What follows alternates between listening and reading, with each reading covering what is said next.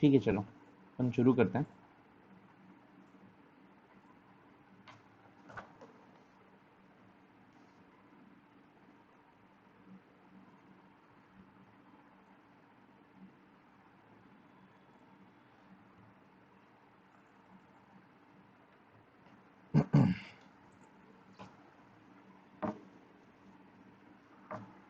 Let's start with chapter 16 semiconductor devices.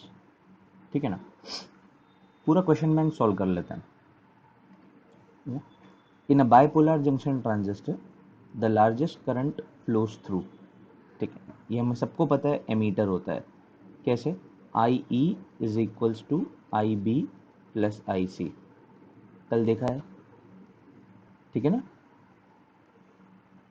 Okay, तो सबसे बड़ा करंट किस में से जा रहा है? आई ई, क्योंकि ये दोनों करंट का कॉम्बिनेशन है। ठीक है। A light emitting a light emitting diode LED emits visible white light when it is when it's ये इलेक्ट्रॉन्स एंड होल्स रिकम्बाइन। इस क्वेश्चन को थोड़ा रखो, जब हम इसका वर्किंग देखेंगे ना तो समझ में आ जाएगा ऑलरेडी। ठीक है ना, आगे इसकी वर्किंग आएगी, उसको डिस्कस करेंगे तो समझेगा कि ये आंसर कैसे है। ठीक है। Solar cell operates on the principle photovoltaic action. Photon से वोल्टेज बनता है, इसीलिए इसे फोटोवोल्टाइक एक्शन बोलते हैं। ठीक है, इसका भी वर्किंग हमें देखना है। ठीक है, आगे आएगा Boolean expression for exclusive or gate. Exclusive or gate का बूलियन एक्सप्रेशन ए प्लस के ऊपर सर्कल और बी। ठीक है ना, it is nothing but A bar dot B plus A dot B bar. ठीक है, ये होता है एक्स और गेट का Boolean expression. This is nothing but equals to, we write it like this. In a common base configuration, ठीक है, the transistor has emitter current of 10 milli ampere. Emitter current दे रखा है 10 milli ampere का, मतलब हमें आई ई दे रखा है कितना? 10 milli ampere. Okay. Collector current of 9.8 milli ampere का, मतलब collector current is 9.8 milli ampere. The value of the base current is, पूछा है बेस करंट का वैल्यू कितना रहेगा। कौन सा फॉर्मूला लगेगा? यही सेम, ये वाला फॉर्मूला लगेगा, I E is equals to I B plus I C. Okay. हाँ, तो तुम लोग कर सकते हो सिंपली 10 माइनस 9.8 आंसर आ जाएगा। Now next is, for a transistor beta is equals to this, IE is equals to this, the value of alpha is, beta का value दे रखा है उसने, बीटा का वैल्यू 75 है। IE का वैल्यू दे रखा है, IE का वैल्यू 7.5 है। अल्फ़ा का वैल्यू पूछ रखा है। हमें अल्फ़ा निकालने में ज़रा भी प्रॉब्लम नहीं है, क्योंकि अल्फ़ा का वैल्यू हमें पता है बीटा अपॉन 1 प्लस बीटा आता है। ठीक है, IE की उससे ज़रूरत भी नहीं है, हमें डायरेक्ट बीटा से अल्फ़ा निकलेगा, ये रिलेशन हमें पता है। ठीक है, तो यहाँ से डायरेक्टली बीटा डाल देंगे तो 75 अपॉन 1 प्लस 75। ओके, तो it will be nothing but 75 upon 76। ठीक है, मतलब नियर अबाउट 1 रहेगा। तो नियर अबाउट 1 ऑप्शन कौन सा है? ये 0.98, which is nothing but very close to 1। Okay, ये हो गया। In a transistor amplifier, IC is equals to 5.5 milliampere, IE is equals to 5.6 milliampere. The current amplification factor is, the current amplification factor beta का value चाहिए उसे, दो values दे रखे हैं, IC दे रखा है, IE दे रखा है। हमें बीटा फैक्टर पता होता है, बीटा फैक्टर होता है IC अपॉन IB। IB नहीं दिया है लेकिन, तो IB निकाल लेंगे। कहाँ से आएगा? IB will be equals to IE minus IC, क्योंकि I E is I B plus I सी।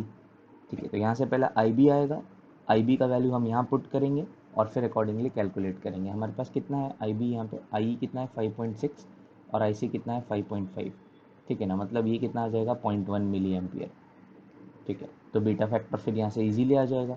आई सी का वैल्यू वापस से दे रखा है 5.5। ठीक है ना, और ये इसका वैल्यू कितना हो गया? 0.1, मतलब आंसर कितना आ गया? 55। Simple. For logic gate, the following, for which logic gate the following statement is true: the output is low if and only if all inputs are low। ठीक है ना, तो हर एक का ट्रूथ टेबल बनाओ और चेक करो।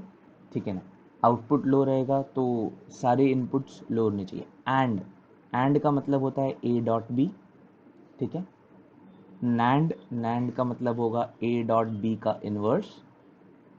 नॉर का मतलब ए प्लस बी का इन्वर्स, ठीक है ना, और का मतलब है ए प्लस बी। अब इसमें से चेक करो हम, या तो ट्रूथ टेबल बना के चेक कर सकते हैं चारों के चारों ऑप्शंस, ठीक है, तो जैसा भी है उसको चेक कर सकते हैं हम। तो एंड का अगर ट्रूथ टेबल बनाए तो प्रैक्टिस हो जाएगी अपनी, कोई इशू नहीं है उसके अंदर में, ठीक है ना। It is nothing but A dot B.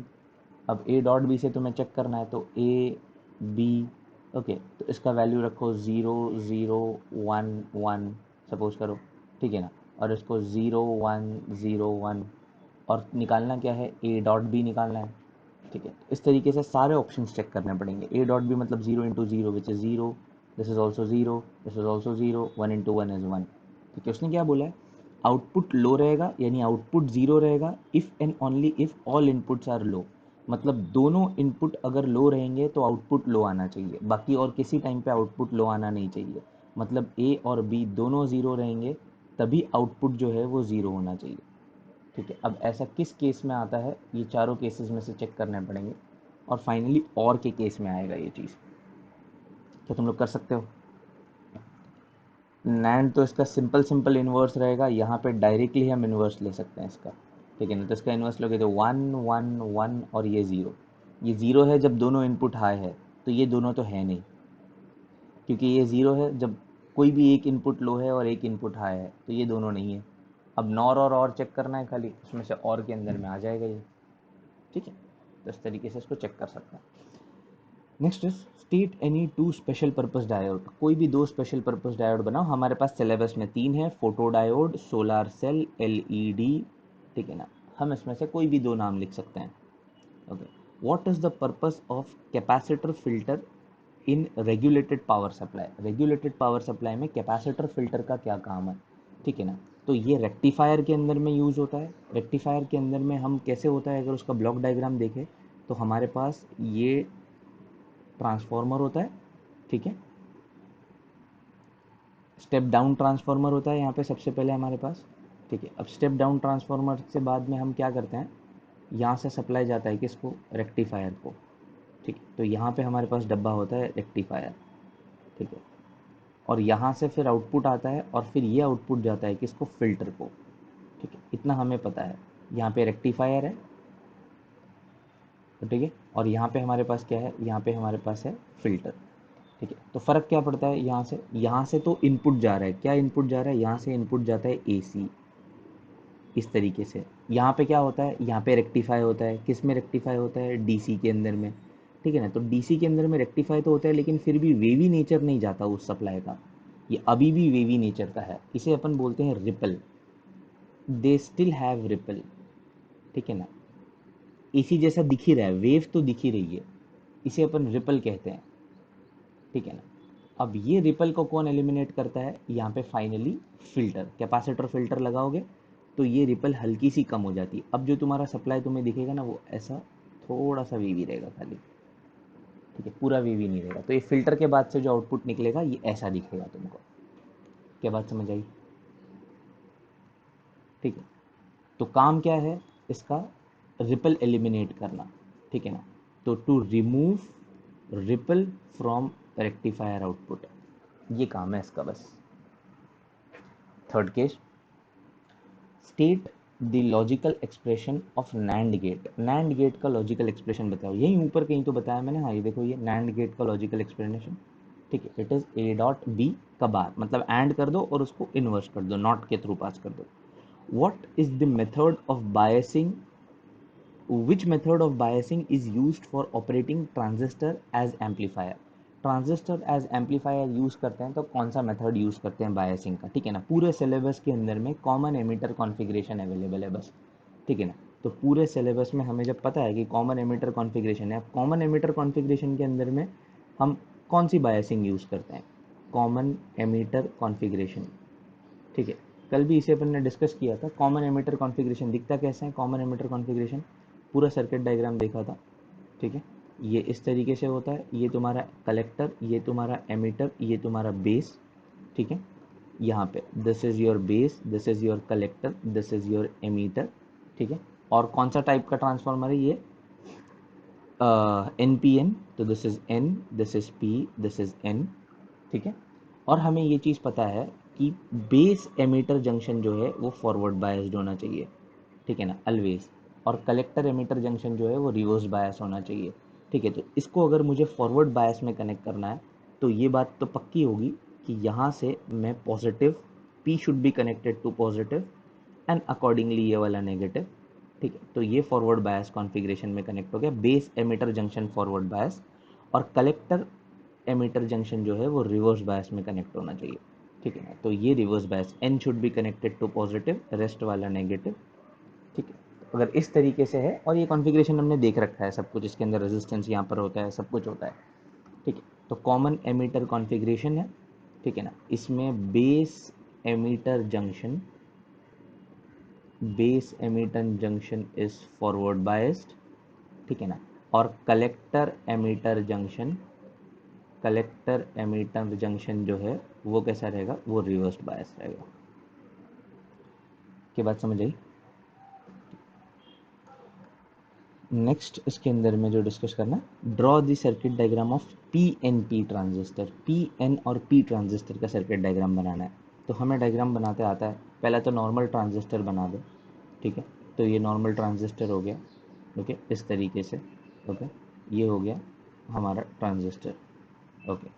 अब इसमें बेस, कलेक्टर, एमीटर पहले लिख दो। ये कलेक्टर होता है, ये बेस होता है, ये एमीटर होता है, ठीक है। अब लिखना क्या है, पी एन पी बनाना है, ओके। तो पी एन पी तो डाल दो यहाँ पे। तो ये पी, ये एन जो सैंडविच रहेगा, और ये पी, ओके, इस तरीके से। अब हमें ये चीज़ बराबर पता होती है कि ये हमेशा फॉरवर्ड बायस होता है, तो ये फॉरवर्ड बायस होता है, एरो ढंग से डालने का, ठीक है ना। ये डायोड परफेक्ट बना देने का, बस हो गया, पी से एन की तरफ हमेशा, okay. So this is the circuit diagram of PNP, ये symbol of PNP transistor. Next, for a transistor IC इतना दिया हुआ है, ठीक है, IB इतना दिया हुआ है। What is current amplification factor beta?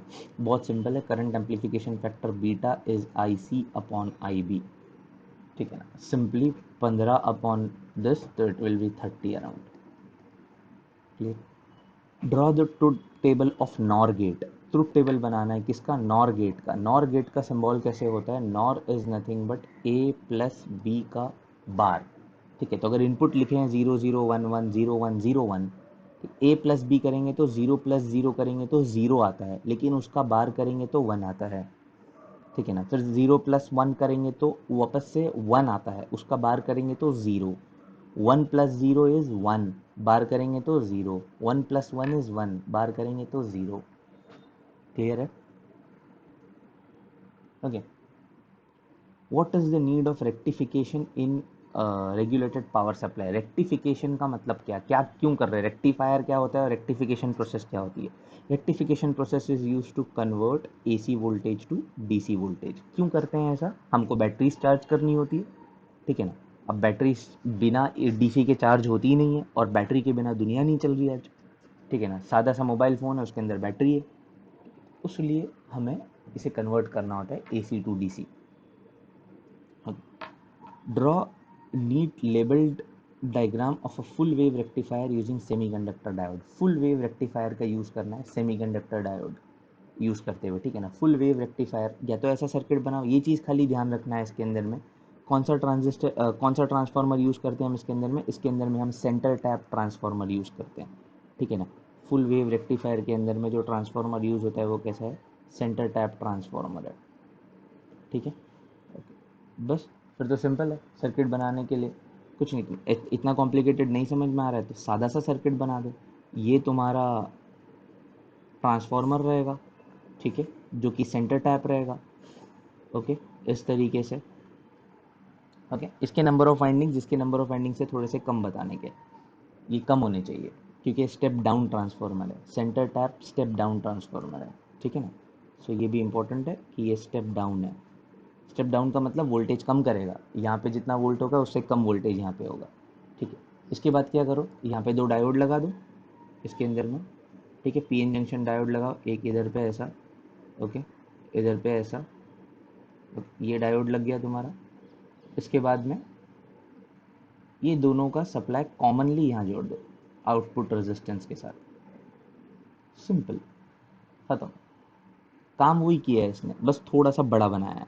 यहाँ से सप्लाई निकाला, रेजिस्टेंस यहाँ बनाया और इसको यहाँ घुमा करके यहाँ जोड़ा है, ठीक है, तो क्लियर, ठीक है। So this is how you built a centre tap transformer का यूज़ करके फुल वेव रेक्टिफायर यूज़ करते हैं। इसका नाम दे दो ए, इसको नाम दे दो बी, इसको नाम दे दो सी, सब कुछ, ठीक है। इसका नाम दे दो डायोड D1, ठीक है। सब लिखना ज़रूरी है, नामकरण बहुत स्पेसिफिक होने चाहिए, D1 D2, ठीक है। Draw a neat label diagram for transistor as common emitter amplifier, ठीक है ना। कॉमन एमीटर कॉन्फ़िगरेशन में ट्रांजिस्टर का पूरा डायग्राम बनाना है, ठीक है। तो बहुत अच्छे से बनाने का पूरा डायग्राम कॉमन एमीटर ट्रांजिस्टर का, ठीक है। जो हम नॉर्मल सीख रखे हैं उसके हिसाब से बनाओ, ठीक है। एक बार फिर से मैं बना देता हूँ ताकि प्रैक्टिस हो जाए, ठीक है, और हम कैसा बनाते हैं वो क्लियर हो जाए, ठीक है। ये हमारा ट्रांजिस्टर है, ठीक है। सबसे पहले ये इतनी बार प्रैक्टिस कर लो ना इसको कि नींद में से उठा करके पूछा जाए ना कि भाई कॉमन एमिटर ट्रांजिस्टर बनाना है डायग्राम और उसके नेमिंग्स बताने की कौन क्या है, तो तुम्हें आना चाहिए, ठीक है। तो यहाँ से सप्लाई ले लो पूरी इस तरीके से, ठीक है। ये यहाँ पे इसको दे दो पावर, ओके, ये दे दो यहाँ तक, ठीक है। यहाँ से इसको ले लो, ओके, यहाँ तक ऐसा, यहाँ पे एक रेजिस्टेंस कनेक्ट कर दो, यहाँ पे एक बैटरी लगा दो, ठीक है, और काम ख़त्म, ये हो गया, ठीक है, इस तरीके से। और यहाँ पे एक बैटरी लगा दो यहाँ पे, और यहाँ पे भी एक रेजिस्टेंस कनेक्ट करो, वो इनपुट रेजिस्टेंस होगा, और यहाँ पे भी एक बैटरी लगा देना, वो इनपुट वोल्टेज होगा, ओके। ये इनपुट रेजिस्टेंस, ये इनपुट वोल्टेज, ठीक है। और बाकी इसको कॉमनली जोड़ दो नीचे लाके, ये एमीटर कॉमन है, ठीक है, हो गया। इसमें किसे क्या बोलते हैं वो भी हमें बहुत क्लियरली पता होना चाहिए, कौन सा आउटपुट वोल्टेज होता है, कौन सा इनपुट वोल्टेज होता है, ठीक है। सबसे पहले इसके नाम दे दो, ये बेस है, ये कलेक्टर है, ये एमीटर है, ठीक है। यहाँ पे इसके ऊपर एरो बना दो, कौन सा ट्रांसफार्मर है वो बता दो, कौन सा ट्रांजिस्टर है, ये एन, ये पी, ये एन, ये N P N type transistor है, ठीक है। तो जाहिर सी बात है base emitter junction should be always forward bias, तो ये फॉरवर्ड बायस होने के लिए ये बैटरी से कनेक्ट होना चाहिए, ठीक है। ये बैटरी का नाम दे दो, इसका नाम है VBB, ठीक है। यहाँ पे एक इनपुट रेजिस्टेंस बना दो, ठीक है, उसका नाम दे दो, उसका नाम है RB, ठीक है। यहाँ पे एक कलेक्टर के अक्रॉस एक रेजिस्टेंस बना दो, ठीक है, उसका नाम दे दो RC, यही अपना लोड रेजिस्टेंस है, ठीक है। और यहाँ पे एक बैटरी लगा दो, ठीक है, इस तरीके से। इस बैटरी से थोड़ी सी बड़ी होनी चाहिए, ठीक है, इसका थोड़ा सा ध्यान रखना है बस खाली अपने को। ये है VCC, ठीक है। और फिर क्या है इसके अंदर में, करंट के डायग्राम्स प्रॉपरली बता दो कि करंट कौन सा करंट कहाँ से कहाँ जा रहा है। तो यहाँ से जो करंट जा रहा है ये है IB, ठीक है। यहाँ से जो करंट आ रहा है ये है IC, ठीक है, ये पूरा ऐसा घूम करके आ रहा होगा IC, ठीक है।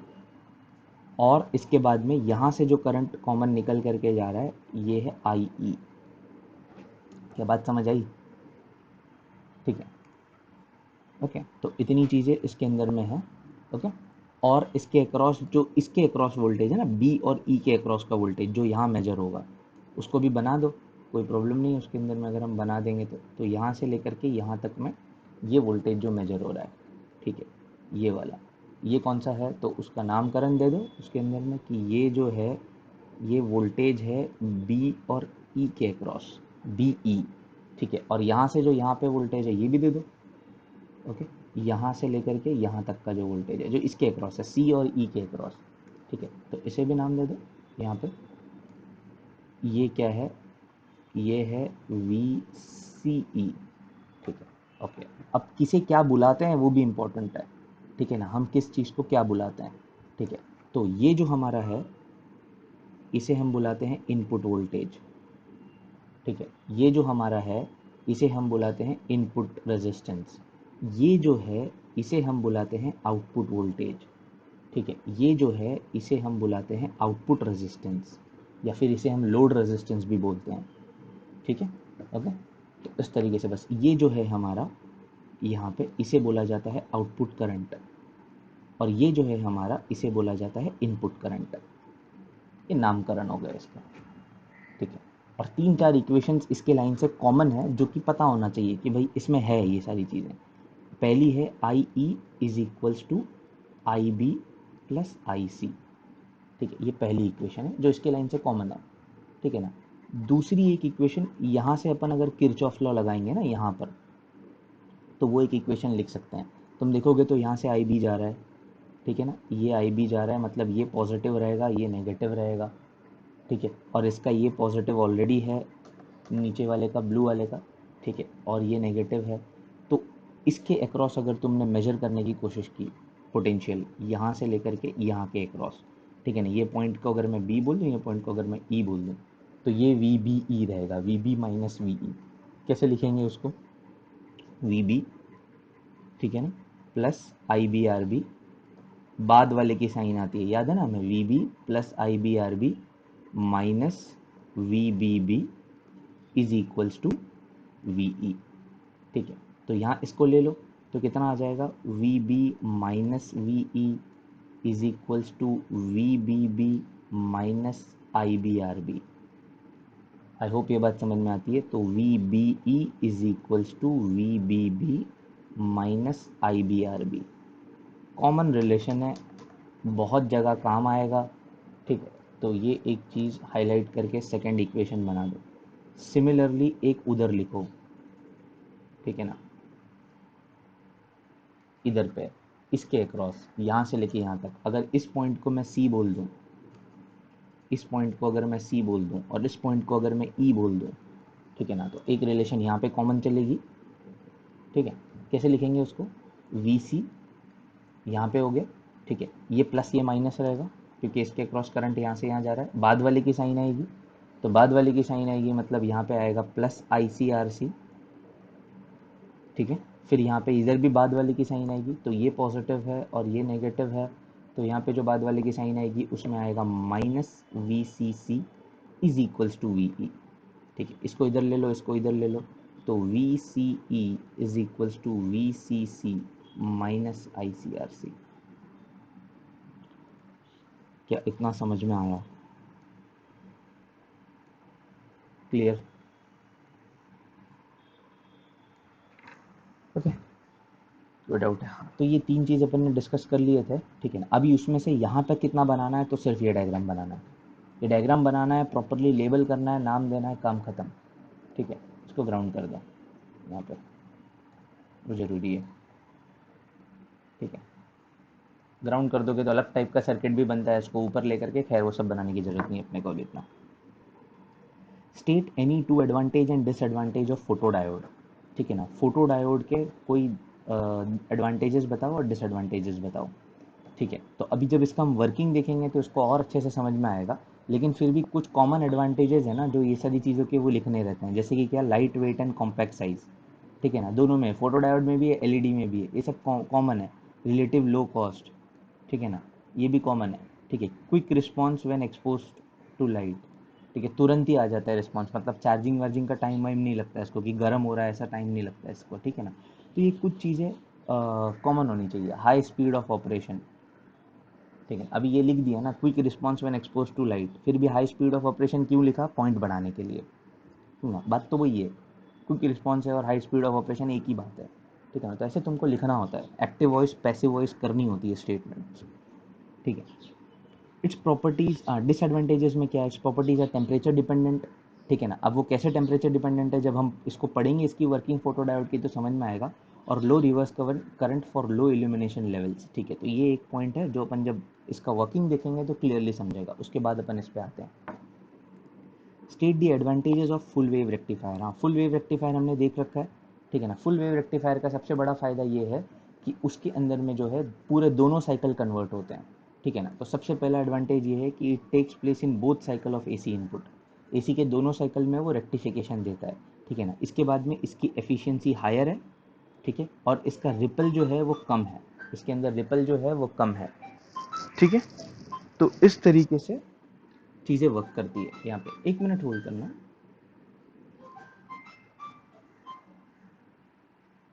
ओके,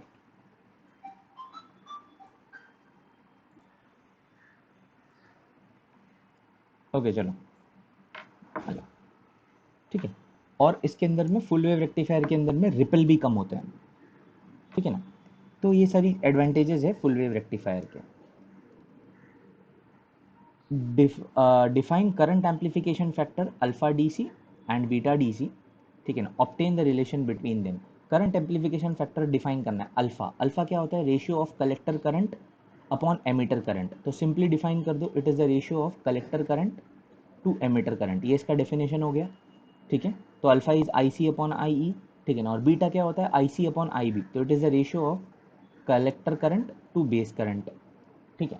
तो ये हो गया। अब इसका रिलेशन डिराइव करना है, तो रिलेशन डिराइव करना बहुत आसान है। अल्फा और बीटा में रिलेशन डिराइव करना है, हम यहाँ से शुरू करते हैं। I E is equals to, ठीक है ना, हम यहाँ से शुरू करते हैं। I E is equals to I B plus I C, ठीक है। डिवाइड कर दो थ्रू आउट। किससे डिवाइड करोगे? आई सी से डिवाइड कर दो थ्रू आउट। आई सी से डिवाइड करोगे तो क्या आएगा? आई सी यहाँ पर डिवाइड हो जाएगा, आई सी यहाँ पर भी डिवाइड हो जाएगा, ठीक है ना, और प्लस वन आ जाएगा। ये इसका वैल्यू वन अपॉन अल्फ़ा आ जाएगा, इसका वैल्यू वन अपॉन बीटा आ जाएगा, इसका वैल्यू प्लस वन आएगा। यहाँ से दो चीज़ें निकलेगी तुम्हारे पास इसी इक्वेशन से, ठीक है ना। अगर इसको सिंप्लीफाई कर दिया खाली तो अल्फ़ा मिलेगा, इसी इक्वेशन को सिंप्लीफाई किया तो अल्फ़ा का वैल्यू कितना मिलेगा? Beta upon one plus beta, ठीक है। अगर इसको one upon alpha minus one is equals to one by beta रखा तो यहाँ से फिर बीटा आ जाएगा। तो बीटा का वैल्यू सीधा सीधा आएगा कितना? Alpha upon one minus alpha, ठीक है, हो गया डिराइव्ड, ठीक है। Okay, draw block diagram of simple rectifier circuit with respective output wave form. Block diagram बनाना है सिंपल रेक्टिफायर सर्किट का। अरे आवाज़ आ रही कि नहीं? आ रही है ना। और उससे इम्पोर्टेंट समझ रहा है कि नहीं समझ रहा है? ठीक है, यहाँ तक मैं कोई, हाँ। Draw block diagram of simple rectifier, ठीक है ना। सिंपल रेक्टिफायर सर्किट का block diagram again a common question है, ठीक है। क्या है इसके अंदर में? देखो यहाँ पे अपने पास एसी मेन होता है बड़ा वोल्टेज का, स्टेप डाउन ट्रांसफार्मर होता है यहाँ पे, ठीक है। स्टेप डाउन ट्रांसफार्मर अगर हमने यूज़ किया तो ये स्टेप डाउन करके तुमको अकॉर्डिंगली रेक्टिफाई करके दे देगा, ठीक है, लेकिन एसी रहेगा। फिर यहाँ से डायोड रेक्टिफायर होगा, डायोड रेक्टिफायर इसे रेक्टिफाई करेगा, ठीक है। लेकिन इसके अंदर में अभी भी वेवी नेचर है, वेवी नेचर अभी भी ख़त्म नहीं हुआ है, it is still wavy nature, ठीक है ना। तो फिर फिल्टर यूज़ करते हैं हम यहाँ पे। कौन सा फिल्टर है? जनरली यूज़ करते हैं कैपेसिटर फिल्टर, ठीक है। कैपेसिटर फिल्टर यूज़ करते हैं तो ये वेव जो है ये ख़त्म हो जाती है, ओके। और इसके बाद में ये एक एक्स्ट्रा कंपोनेंट है, इसे बोलते हैं वोल्टेज रेगुलेटर। ये जो छोटी छोटी रिपल्स है ना, इसको भी प्रॉपरली अगर स्ट्रेट लाइन में कन्वर्ट करना है जैसा डीसी होता है तो ये वोल्टेज रेगुलेट करता है, ठीक है ना। तो वोल्टेज रेगुलेटर्स फिर ये काम करता है, ठीक है। ये रहा हमारा block diagram according to its wave form. यहाँ पे भी एसी, यहाँ पे भी एसी, यहाँ पे डीसी, ठीक है ना। ये डीसी विथ रिपल लेकिन, ठीक है ना, it is DC with ripple. Ripple मतलब एसी का कुछ कंपोनेंट अभी भी बाकी है, यानी वेव नेचर अभी भी बाकी है। तो ये विदाउट रिपल या लेस रिपल, और ये विदाउट रिपल, ओके। क्या ठीक है? Okay, give the truth table in the Boolean expression of this gate. Truth table और बुलियन एक्सप्रेशन देना है इसका, ठीक है ना। ये कौन सा गेट है पहले तो वो आइडेंटिफाई होना चाहिए। ये एंड है, अगर एंड है तो ए और बी जा रहा है तो यहाँ पे आएगा ए डॉट बी। अब ये कौन सा गेट है? तो ये गेट है नॉट। जब नॉट से बाहर आएगा तो क्या आएगा? A dot B bar. अब इसका बूलियन एक्सप्रेशन तो लिख ही सकते हैं अपन, जीरो इंटू जीरो जीरो, उसका इन्वर्स करेंगे one and so on so forth, ठीक है। तो ये हो गया अपना यहाँ तक में। अब इसकी बात कर रहे हैं अपन अगर हाफ वेव रेक्टिफायर की। Draw the circuit diagram of half wave rectifier hence explain its working, ठीक है ना। तो बहुत सिंपल है, इसका सर्किट डायग्राम बनाया हमने, ठीक है। हाफ वेव रेक्टिफायर ये अपना ट्रांसफार्मर है, ठीक है। यहाँ पे अपना एक डायोड है, ठीक है, और ये अपना लोड रेजिस्टेंस है, और इसके अक्रॉस में काम करना है। तो अपने को चीज़ें पता होनी चाहिए, अगर इनपुट वेव हम दे रहे हैं और आउटपुट वेव कैसी मिल रही है, ठीक है ना। बस उसका रेक्टिफिकेशन अगर हमें समझ में आ जाए तो हम इसका वर्किंग लिख सकते हैं, ठीक है। यहाँ पे एसी है, एसी का मतलब ये होगा कि एक पल ए पॉजिटिव रहेगा, एक पल बी नेगेटिव रहेगा, अगला ही पल चेंज हो जाएगा सिनारियो, ए नेगेटिव हो जाएगा और बी पॉजिटिव हो जाएगा, ठीक है ना। तो इस तरीके से वर्क करता है ये एसी, ठीक है। तो हम एक समझ सकते हैं कि एक साइकिल में जो है ए पॉजिटिव है तो ये ए पॉजिटिव की साइकिल है, अगर इनपुट साइकिल बना रहा हूँ मैं यहाँ पे, ठीक है। तो ये इनपुट में ए पॉजिटिव है, अगले ही पल में ए नेगेटिव है, ठीक है, मतलब वो नीचे की तरफ चला गया, फिर वापस से ए पॉजिटिव है, फिर वापस से ए नेगेटिव है। ठीक है, तो इस तरीके से। और अब हमारा डायोड के साथ में आउटपुट अगर हम स्टडी करने की कोशिश करें, करस्पॉन्डिंग इसी के करस्पॉन्डिंग अगर हम आउटपुट देखें हमारा, ठीक है, तो ये अगर हम वेवफॉर्म को करस्पॉन्डिंग बनाए यहाँ पर, ठीक है, अब अगर हम आउटपुट देखें तो जब ए पॉजिटिव होगा, ठीक है, तो ए पॉजिटिव होगा मतलब ये जो डायोड है डी, ये फॉरवर्ड बायस्ड होगा, क्योंकि ये पी है, ये पी साइड है और ये एन साइड है। ठीक है, तो P connected to higher positive वाला, तो ये फॉरवर्ड बायस्ड है। और अगर ये फॉरवर्ड बायस्ड है तो ये एक डायरेक्शन में करंट को अलाउ करेगा, तो करंट यहाँ से ऐसा पास हो जाएगा। ठीक है, ओके, इस तरीके से। तो हमको आउटपुट में यहाँ पे एक वेवफॉर्म देखने मिलेगी इसके करस्पॉन्डिंग। ठीक है, अब अगर अगला ही केस ले लो तुम यहाँ पर कि ये नेगेटिव हो गया, ठीक है ना, ए नेगेटिव हो गया तो पी कनेक्टेड टू नेगेटिव, मतलब this will become reverse biased. For this negative this will become reverse bias. Reverse bias में कोई करंट अलाउ नहीं करेगा, तो यहाँ पे कुछ नहीं मिलेगा, तो ये इधर इट विल बी फ्लैट, कुछ नहीं। ठीक है, अगली बार वापस से ए पॉजिटिव होगा तो वापस से अलाउ करेगा, फिर flat, so on so fourth. क्या बात समझ आई? यही चीज़ अपने ओन वर्ड्स में एक्सप्लेन करनी है। ठीक है, यहाँ पे for a positive half cycle voltage A is high potential with respect to B, diode is forward bias. ठीक है ना, तो ये कुछ चीज़ें हैं जो यहाँ पे एक्सप्लेन करनी है अपने ओन वर्ड्स में। बट पॉजिटिव हाफ साइकिल के लिए A is at higher potential with respect to B, therefore it is forward bias, so it conducts. ठीक है, नेक्स्ट के लिए A it has lower potential with respect to B, therefore diode is reverse bias, therefore it does not conduct. Hence आधे cycle में conduct, आधे cycle में not conduct. Diagram बना दो, ठीक है ना, अकॉर्डिंगली, और एक्सप्लेन करो ये क्या है हमारा, ये इनपुट है। ठीक है ना, this is input wave form and this is output wave form. ठीक है, this is input wave form. ठीक है, लिखने से ज़्यादा फिगर्स बनाया करो।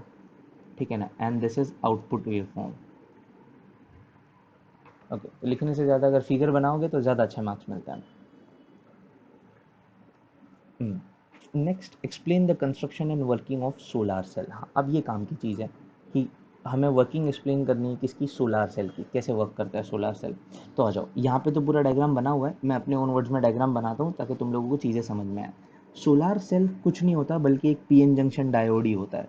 ठीक है ना, it is nothing but a PN junction diode. ठीक है, जस्ट उसका कॉन्फ़िगरेशन थोड़ा अलग तरीके से उसको बनाते हैं। ठीक है, तो वो वर्क करता है। तो सबसे पहली चीज़ तो ये समझ में आना चाहिए, it is nothing but a P N junction diode only. तो this is a P N junction diode. ठीक है, अब देखो कैसे कनेक्ट करते हैं इसको। तो ये पी एन जंक्शन डायोड है, तो ये ऐसा डायोड होगा यहाँ पे। ओके, अच्छा एक मिनट, हाँ, एक मिनट, एक मिनट, एक मिनट, एक मिनट, मैं आवाज़ आ रही? हेलो, ओके, चलो आ जाओ। देखो, अब PN junction diode solar cell कैसे वर्क करता है। देखो, सोलर सेल में पीएन जंक्शन डायोड होता है, तो अपना ये नॉर्मल पीएन जंक्शन डायोड बना दो एक। ठीक है, एक एन साइड होगी, एक पी साइड होगी। ठीक है, तो जनरली ये एन साइड होती है जो कि बहुत पतली होती है। ठीक है ना, तो ये एन साइड है, मैं बहुत मोटी बना रहा हूँ लेकिन फिर भी ये बहुत पतली होती है। ठीक है, मैं इसको थोड़ा सा मोटा बना रहा हूँ। ठीक है, तो यहाँ पे एन साइड है हमारा। ठीक है, it is very thin, very thin. ठीक है, और ये है पी साइड। ठीक है, अब जैसे ही तुमने एन साइड पे, हमें पता होता है कि फ्री इलेक्ट्रॉन्स होते हैं और पी साइड पे हमारे होल्स होते हैं। जैसे ही इन दोनों को कनेक्ट किए, यहाँ पे एक डिप्लीशन लेयर बनेगी। ठीक है ना, तो ये डिप्लीशन लेयर है हमारी यहाँ पे, इस तरीके से। ठीक है, ये डिप्लीशन लेयर बनेगी, ये डिप्लीशन लेयर के अंदर में कंप्लीट एटम्स रहेंगे। फिर मैं इसकी लेयर ये मिटा देता हूँ यहाँ पे। ठीक है, ओके, तो आई होप समझ में आ रहा है। ठीक है, और डिप्लीशन लेयर बनते ही ये साइड पॉजिटिव हो जाएगा और ये साइड नेगेटिव हो जाएगा। ठीक है, और यहाँ पे पोटेंशियल डिफरेंस आ जाएगा, बैरियर पोटेंशियल या डिप्लीशन पोटेंशियल जिसे हम बोलेंगे। और अकॉर्डिंगली यहाँ पे एक इलेक्ट्रिक फील्ड भी सेटअप हो जाती है। ठीक है, वो इलेक्ट्रिक फील्ड यहाँ से लेकर के यहाँ तक में सेटअप हो जाएगी। क्या पहले इतनी चीज़ समझ में आई? ठीक है, और यहाँ अकॉर्डिंगली हमारे पास एक्सेस इलेक्ट्रॉन्स होंगे। ठीक है ना, क्योंकि ये एन साइड रीजन है तो यहाँ पे इलेक्ट्रॉन्स होंगे, ठीक है, और यहाँ पे होल्स होंगे, क्योंकि ये पी साइड रीजन है तो यहाँ पे थोड़े से होल्स होंगे, ठीक है। तो मेजॉरिटी यहाँ पे होल्स होंगे और वहाँ पे इलेक्ट्रॉन्स होंगे, ठीक है। इतना चीज़ समझ में आ गई। अब दो चीज़ कनेक्शन कर देते हैं यहाँ से अपन इसको, ठीक है। पी साइड का ये कनेक्शन निकला और एन साइड का ये कनेक्शन निकला, ठीक है, और अकॉर्डिंगली यहाँ पर रेजिस्टेंस है, ठीक है, ओके। अब ये बन के रह जाएगा, खाली कुछ होगा नहीं इसके अंदर में अभी, ठीक है। डायोड बन गया, डिप्लीशन पोटेंशियल आ गया यहाँ पे, अकॉर्डिंगली ये डायोड स्टेशनरी है, अभी इसके अंदर से कोई करंट जा नहीं रहा है, ये लोड रेजिस्टेंस है जिसके अंदर से हमें करंट भेजना है, अभी फ़िलहाल कोई करंट नहीं जा रहा है, ठीक है। हमें ये चीज़ पता है कि यहाँ पर जो है, ठीक है, इलेक्ट्रॉन पूरे हो चुके होंगे, जो भी मटेरियल होगा उसको सारे इलेक्ट्रॉन्स मिल गए होंगे, पूरे चार के चार, उसका पूरा ऑक्टेट पूरा होगा, ठीक है ना, क्योंकि यहाँ से एक इलेक्ट्रॉन गया होगा जो इसके होल को सेटिस्फाई किया होगा, और अकॉर्डिंगली यहाँ पे बहुत सारे ऐसे कंप्लीट एटम्स होंगे, ठीक है, डिप्लीशन के अंदर में। क्या ये चीज़ें सबको समझ में आ रही है, यहाँ तक क्लियर है? ठीक है, हाँ। अब क्या करेंगे हम, अब क्या करते हैं ना, हम इसको सन में रखते हैं, तो सनलाइट आती है, ठीक है, तो सनलाइट आ रही है मतलब फोटॉन्स आ रहे हैं एनर्जी लेकर के, समझे कि नहीं। और हमने इलेक्ट्रॉन एमिशन के अंदर में पढ़ रखा है कि अगर एक एटम के ऊपर में तुम सफिशिएंट एनर्जी का फोटोन डालो तो उसमें से इलेक्ट्रॉन फ्री कर सकते हैं अपन। क्या बात समझ आई? ठीक है। तो ये फोटोन जब आते हैं, ये डिप्लीशन लेयर बहुत, ये जो एन टाइप की लेयर है वेरी थिन है, वेरी थिन इसीलिए रखते हैं ताकि ये फोटोन इजीली पेनिट्रेट कर सके, ठीक है ना। और ये इजीली पेनिट्रेट करने के बाद में इसके इलेक्ट्रॉन को हिट करते हैं, और इसके इलेक्ट्रॉन को हिट करने से ये इलेक्ट्रॉन जो है, जो यहाँ था, ये खाली हो जाता है, ये फ्री हो जाता है। अब जैसे ही ये इलेक्ट्रॉन फ्री होता है, ये इलेक्ट्रिक फील्ड जो यहाँ पे बन रखी है, ठीक है ना, ये इसके ऊपर में जो है फोर्स लगाती है, और ये इलेक्ट्रॉन के ऊपर फोर्स लगा करके ये इलेक्ट्रॉन को यहाँ पे जाने के लिए मजबूर करती है। तो ये इलेक्ट्रॉन यहाँ से जंप मार करके यहाँ चले जाता है, और यहाँ से फिर ये इलेक्ट्रॉन यहाँ से होते हुए, यहाँ से होते हुए इस तरीके से सर्किट कंप्लीट कर देता है। क्या बात समझ आई? ठीक है। हम्म।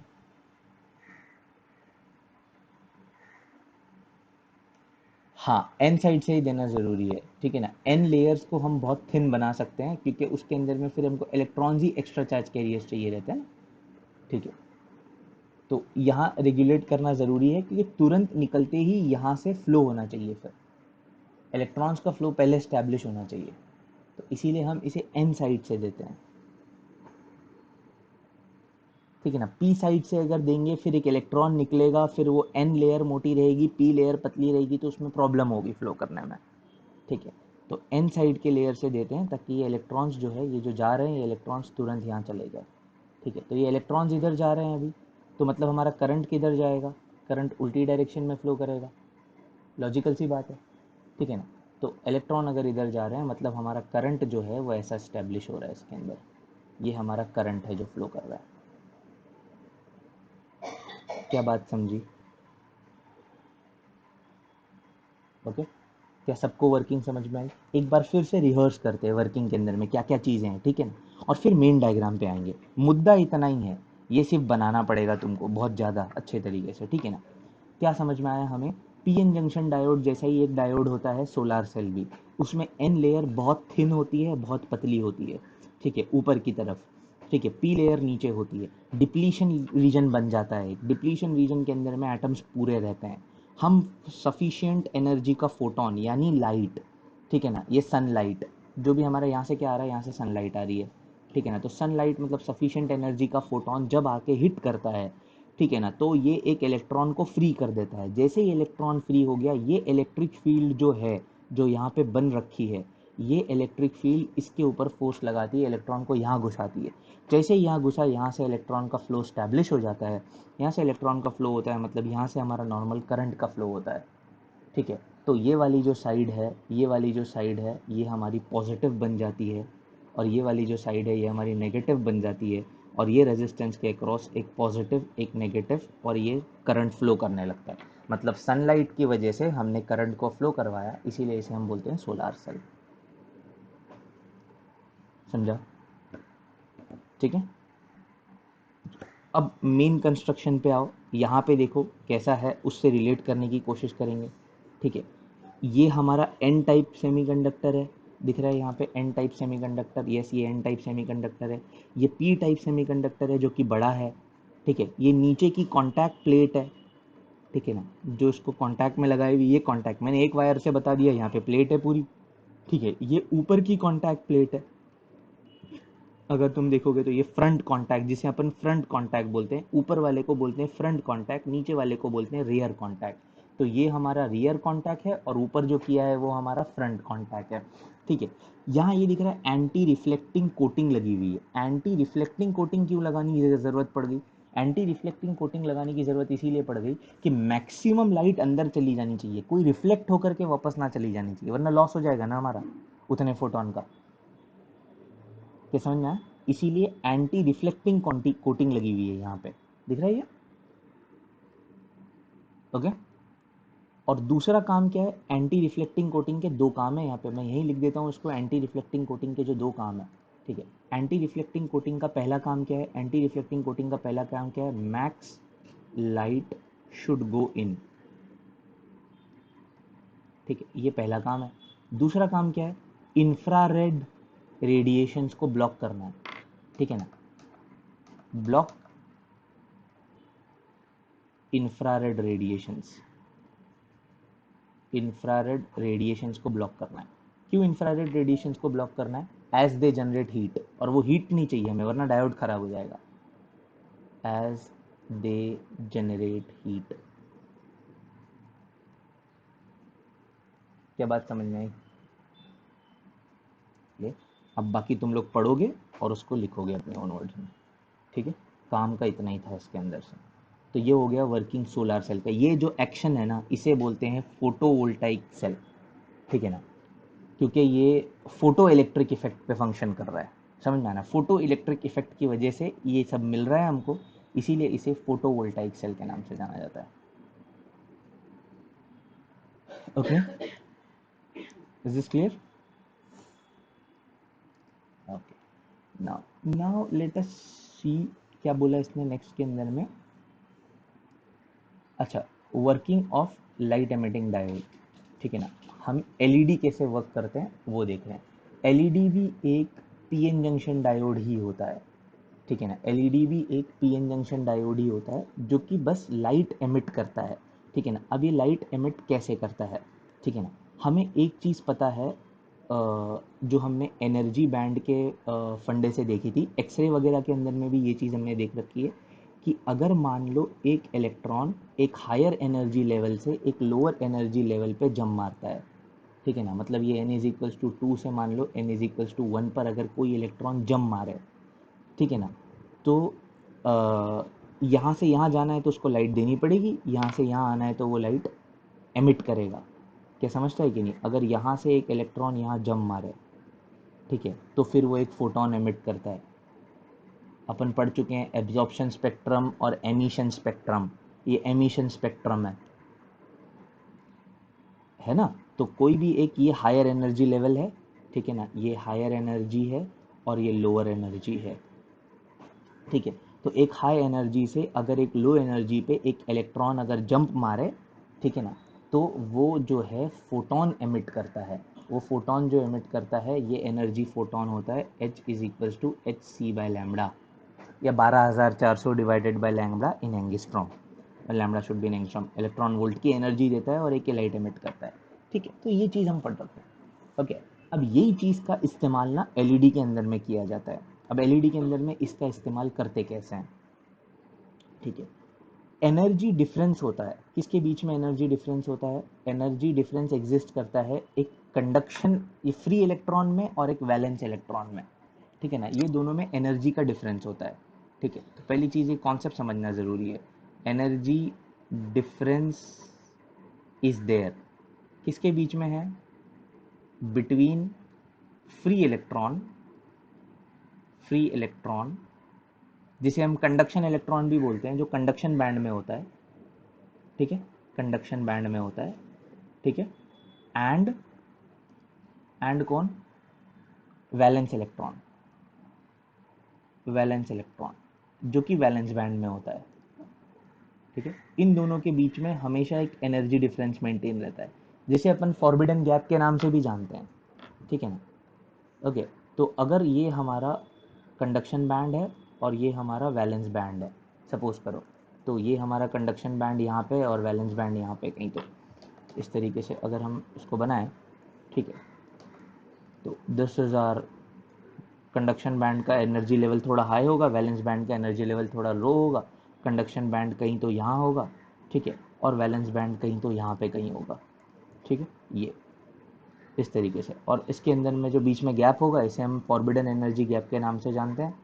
अब क्या होता है, एलईडी के अंदर में जो कंडक्शन बैंड का इलेक्ट्रॉन है ना, ठीक है, उसे हम वैलेंस बैंड में बिठाते हैं, या वो खुद से वैलेंस बैंड के अंदर में वैलेंस बैंड के होल्ड में जाकर के बैठ जाता है, ठीक है। तो यहाँ से एक इलेक्ट्रॉन उठता है और वो वापस से वैलेंस बैंड के होल में आकर के बैठ जाता है, और जब ऐसा करता है वो, तो एक लाइट एनर्जी देता है, ठीक है। और यही एलईडी का खेल है। क्या बात समझ आई? ठीक है, अच्छा, अब ये करता कैसे है फिर? तो अब ये करता कैसे है, तो ये पीएन जंक्शन है नॉर्मल हमारा, ठीक है, ओके। तो ये पीएन जंक्शन पहले बना दो यहाँ पे, ठीक है।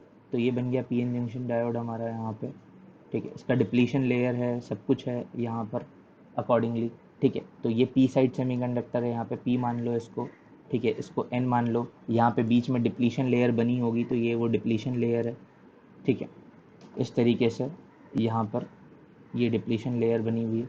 जब भी हम इसे फॉरवर्ड बायस में कनेक्ट करते हैं, ठीक है ना, फॉरवर्ड बायस में, ठीक है, तो ये पॉजिटिव साइड हो गया, ये नेगेटिव साइड हो गया, ये पोटेंशियल डिफरेंस हो गया वी डी का, ठीक है। अकॉर्डिंगली ये सारी चीज़ें जो पीएन जंक्शन के साथ रहती है वो तो रहेगी, ठीक है। जब भी हम इसे फॉरवर्ड बायस्ड करते हैं, ठीक है, तो ये हो गया फॉरवर्ड बायस में कनेक्ट। फॉरवर्ड बायस मतलब पी को पॉजिटिव कनेक्ट किया और एन को नेगेटिव कनेक्ट किया, ठीक है। तो ये फॉरवर्ड बायस में जब भी इसका कनेक्शन किया जाएगा, ठीक है, तो अकॉर्डिंगली इलेक्ट्रॉन का फ्लो स्टैब्लिश होगा, ठीक है ना, करंट फ्लो करने लगेगा, ठीक है। तो यहाँ से इलेक्ट्रॉन्स उठेंगे, क्योंकि एन साइड में इलेक्ट्रॉन्स बहुत ज़्यादा है, ठीक है। तो ये यहाँ से उठेंगे, ठीक है, और यहाँ पर अंदर घुसेंगे। तो यहाँ से इलेक्ट्रॉन्स आएंगे इस तरीके से, ठीक है, यहाँ से यहाँ से यहाँ से यहाँ से अकॉर्डिंगली, और यहाँ पे अंदर एंट्री लेंगे, ठीक है। अब अंदर जब एंट्री लेंगे यहाँ पे अकॉर्डिंगली डिप्लीशन लेयर के अंदर में जब वो इलेक्ट्रॉन्स आएंगे, तो वही की जो वैलेंस शेल है या फिर जहाँ पे भी खाली जगह हैं, ठीक है ना, उसको नॉक ऑफ कर देंगे या उसकी जगह पे बैठ जाएंगे या कुछ भी हो सकता है इसके अंदर में, ठीक है। तो उस वजह से जब ये कंडक्शन इलेक्ट्रॉन जो फ्री इलेक्ट्रॉन है, ये गलती से यहाँ आकर अगर बैठ गया, तो ये वैलेंस शेल है। तो जब ये फ्री इलेक्ट्रॉन वैलेंस शेल में आके बैठेगा, तो यहाँ से ये लाइट एमिट करेगा। क्या बात समझ आई? ठीक है, तो यहाँ पे इलेक्ट्रॉन होल्स का रिकॉम्बिनेशन होगा और अकॉर्डिंगली एक लाइट एमिट होगी। क्लियर है?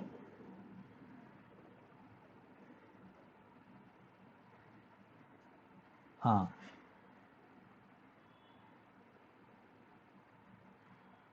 यस, जो इलेक्ट्रॉन जिस एनर्जी से आ रहा था वैलेंस शेल में बैठने के बाद, जो गैप है ना, ये गैप की एनर्जी ये उसने रिलीज कर दिया, समझे। और ये उसने लाइट के फॉर्म में रिलीज कर दिया। अब जैसा गैप एडजस्ट करोगे वैसे कलर की लाइट मिलेगी, ठीक है। नोबेल प्राइज मिला था एलईडी बनाने वाले को, ठीक है ना, क्योंकि ये लो कॉस्ट बेहतरीन लाइट देता है, ठीक है। तो जैसा गैप एडजस्ट करोगे उसके अकॉर्डिंगली तुमको उस कलर की लाइट मिलेगी। क्यों? क्योंकि गैप एनर्जी डिफाइन करता है और एनर्जी वेवलेंथ डिफाइन करती है, ठीक है। ये जो वैलेंस शेल का गैप है ना, ये डिसाइड होता है कि किस लेवल की डोपिंग की है, क्या डोपिंग की है, उसके अकॉर्डिंगली गैप डिसाइड होता है, ठीक है ना। फॉस्फोरस डाला है, आर्सेनिक डाला है, ठीक है ना, यहाँ पे क्या डाला है, यहाँ पे गैलियम है, ठीक है। तो जो मटेरियल के साथ तुमने डोपिंग की है वो एनर्जी गैप डिसाइड करता है, ठीक है। तो जैसी डोपिंग करोगे वैसे एनर्जी गैप मिलेगा, जैसे एनर्जी गैप मिलेगा उसके अकॉर्डिंगली वेवलेंथ मिलेगी। जितनी ज़्यादा एनर्जी गैप मिलेगा उतनी कम वेवलेंथ मिलेगी, जितना कम एनर्जी गैप रखोगे उतना ज़्यादा वेवलेंथ मिलेगी। क्या बात समझ आई? ठीक है ना? तो हाँ, इलेक्ट्रॉन फ्लो का डायरेक्शन यहाँ पे देखो ना, ये पॉजिटिव है ये नेगेटिव है, बराबर? ठीक है, तो यहाँ से, एक मिनट, इलेक्ट्रॉन फ्लो क्या उल्टा बना दिया शायद मैंने, हाँ उल्टा बना दिया, ठीक है ना? ओके, ऐसा ऐसा फ्लो हो रहा है, सही है, क्लियर? यहाँ से इलेक्ट्रॉन्स उठ के आएंगे यहाँ पे और अकॉर्डिंगली ऐसे फ्लो करेंगे, क्लियर? अब समझा ना? नॉर्मल पीएन जंक्शन जैसा अपना फंक्शन करता है फॉरवर्ड बायस में, बस सिर्फ ये रहेगा कि ये यहाँ पे आकर के बैठता है, ठीक है, और फिर एमिट करता है, क्लियर? अब सवाल यह था, सर फिर हर पीएन जंक्शन क्यों नहीं करता? अरे भाई नहीं करता हर पीएन जंक्शन इसीलिए ना, क्योंकि स्पेसिफिक एनर्जी गैप्स होने चाहिए, तभी लाइट दिखाई देगी तुमको, ठीक है ना? कुछ भी ऐसा बना दोगे, किसी भी एनर्जी गैप का बना दोगे तो नहीं होगा वो। स्पेसिफिक कॉम्बिनेशन में अगर तुम बनाओगे एलईडी को, ठीक है ना, प्रॉपरली कंस्ट्रक्ट करोगे, तभी ये चीज़ें दिखाई देती है, ओके?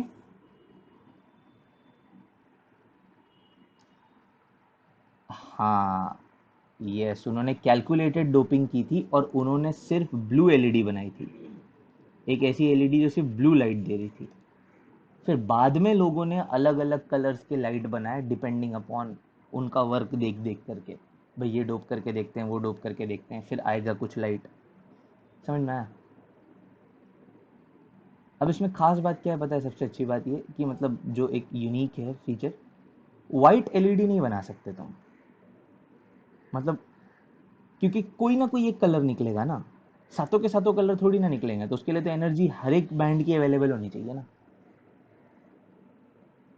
समझे ना? तो भी व्हाइट लाइट कैसे बनती है? एलईडी तो होती है सर, व्हाइट एलईडी होती है, घर पे भी लगी है, गाड़ियों में भी लगी होती है, आगे हेडलाइट के अंदर में। तो व्हाइट एलईडी बनाने के लिए ना हम कॉम्बिनेशन यूज करते हैं, ब्लू लाइट और सम येलो फॉस्फोरस। ब्लू एलईडी होती है पीछे और आगे येलो फॉस्फोरस लगा होता है। येलो फॉस्फोरस के ऊपर जब ब्लू लाइट पड़ती है ना, ठीक है ना, तो वो एक अलग कॉम्बिनेशन की लाइट देता है, फिर ये ब्लू लाइट और उसकी कॉम्बिनेशन की लाइट मिल करके व्हाइट लाइट जैसा इफेक्ट देते हैं, समझ में आया? एक्चुअली व्हाइट लाइट होती नहीं है, व्हाइट एलईडी लैम्प के अंदर में येलो फॉस्फोरस से निकली हुई लाइट्स और ब्लू लाइट, उसका कॉम्बिनेशन यूज होता है, समझे? हाँ, तो ये बात अकॉर्डिंगली, ये तुम्हारे टेक्स्ट बुक के अंदर में कहीं तो एक पैराग्राफ में लिखा हुआ है, अगर तुमको पढ़ना है तो, why what is white LED lamp, ठीक है? खैर अभी उतना टाइम नहीं अपने को वो सब पढ़ने का, ये सब देखना है अपने को, ओके? तो आई होप, हाँ, डायग्राम में लाइट ऐसे निकलती है कि जो इलेक्ट्रॉन फ्री है, जो चल रहे हैं, ठीक है ना, वो अगर वैलेंस शेल में जाकर के बैठ जाए, ठीक है ना, तो उनकी एनर्जी में डिफरेंस आता है, क्योंकि वो कंडक्शन बैंड में है, कंडक्शन में फ्री इलेक्ट्रॉन है, मतलब उनके पास एनर्जी ज़्यादा है। जब वो वैलेंस बैंड में जाके बैठेंगे तो मतलब अपने से कम एनर्जी वाले लेवल पे जाके बैठ रहे, तो extra energy in the form of light दे देंगे, समझे? क्लियर? अब ठीक है, इसे वर्ड्स में लिखना है तुम्हें तो तुम ऐसा लिखो, यहाँ पे जो वर्डिंग्स लिखी हुई है वो वर्डिंग्स लिखो, electrons recombines with holes in the valence band, ठीक है, releasing sufficient energy to produce photon which emits a monochromatic light. मुद्दा यही है जो मैंने समझाया, ओके? ठीक है, अब आता है फोटोडायोड। अब वर्किंग देखनी है हमें किसकी? फोटोडायोड की। अब फोटोडायोड की वर्किंग यहाँ बता देता हूँ, ये जगह ज़्यादा है यहाँ पे, ठीक है? So explain the working of photodiode, ठीक है? तो late us see how photodiode works. Photodiode क्या होता है? फोटोडायोड कंडक्ट करता है व्हेन इट इज इल्यूमिनेटेड, ठीक है ना। वो एक करंट कंडक्ट करवाता है जब वो उसको तुम इल्यूमिनेट करोगे तो, ठीक है, उसको लाइट दोगे तो वो एक करंट कंडक्ट करवाएगा। होता क्या है? होता एक पीएन जंक्शन ही है, ठीक है ना। तो photo diode is nothing but a PN junction diode. पहले थोड़ा सा उसका बेसिक लिखना होना, पता होना चाहिए हमें कि क्या करता है ये। तो फोटो डायोड, इट कंडक्ट्स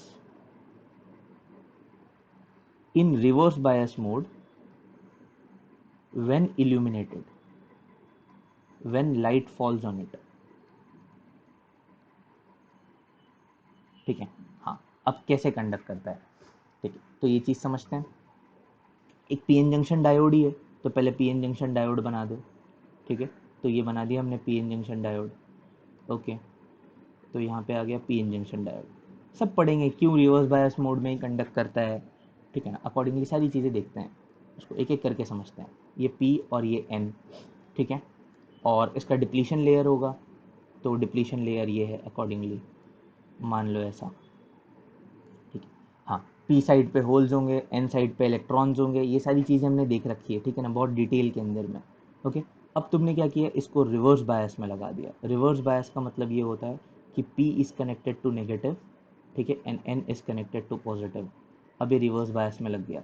अब रिवर्स बायस में लगने की वजह से होगा ये कि ये डिप्लीशन लेयर जो थी ये बढ़ जाएगी। अब डिप्लीशन लेयर इंक्रीज हो जाएगी, तो ये डिप्लीशन लेयर थोड़ी सी बढ़ेगी यहाँ पे, ठीक है। और ये भी डिप्लीशन लेयर यहाँ पे वाइडन हो जाएगी। तो इस तरीके से डिप्लीशन लेयर अब बढ़ गई। अब डिप्लीशन लेयर के अंदर में होते क्या है, डिप्लीशन लेयर के अंदर में कंप्लीट ऑक्टेट वाले एटम्स होते हैं, ठीक है, बहुत सही बात। तो इनके सारे इलेक्ट्रॉन्स जो है वो पूरे होते हैं, ठीक है, ओके। इनके पास, चारों के पास सब कुछ सेट होता है, ठीक है। बाकी यहाँ पे कुछ इलेक्ट्रॉन्स होंगे इनके पास में, ठीक है, और उसके पास में कुछ होल्स होंगे, जो मेजॉरिटी चार्ज कैरियर्स होंगे यहाँ पे, इसके पास होल्स होंगे। क्या इतनी बात समझ में आई? ठीक है, हाँ, ये चीज़ समझ में आ गई।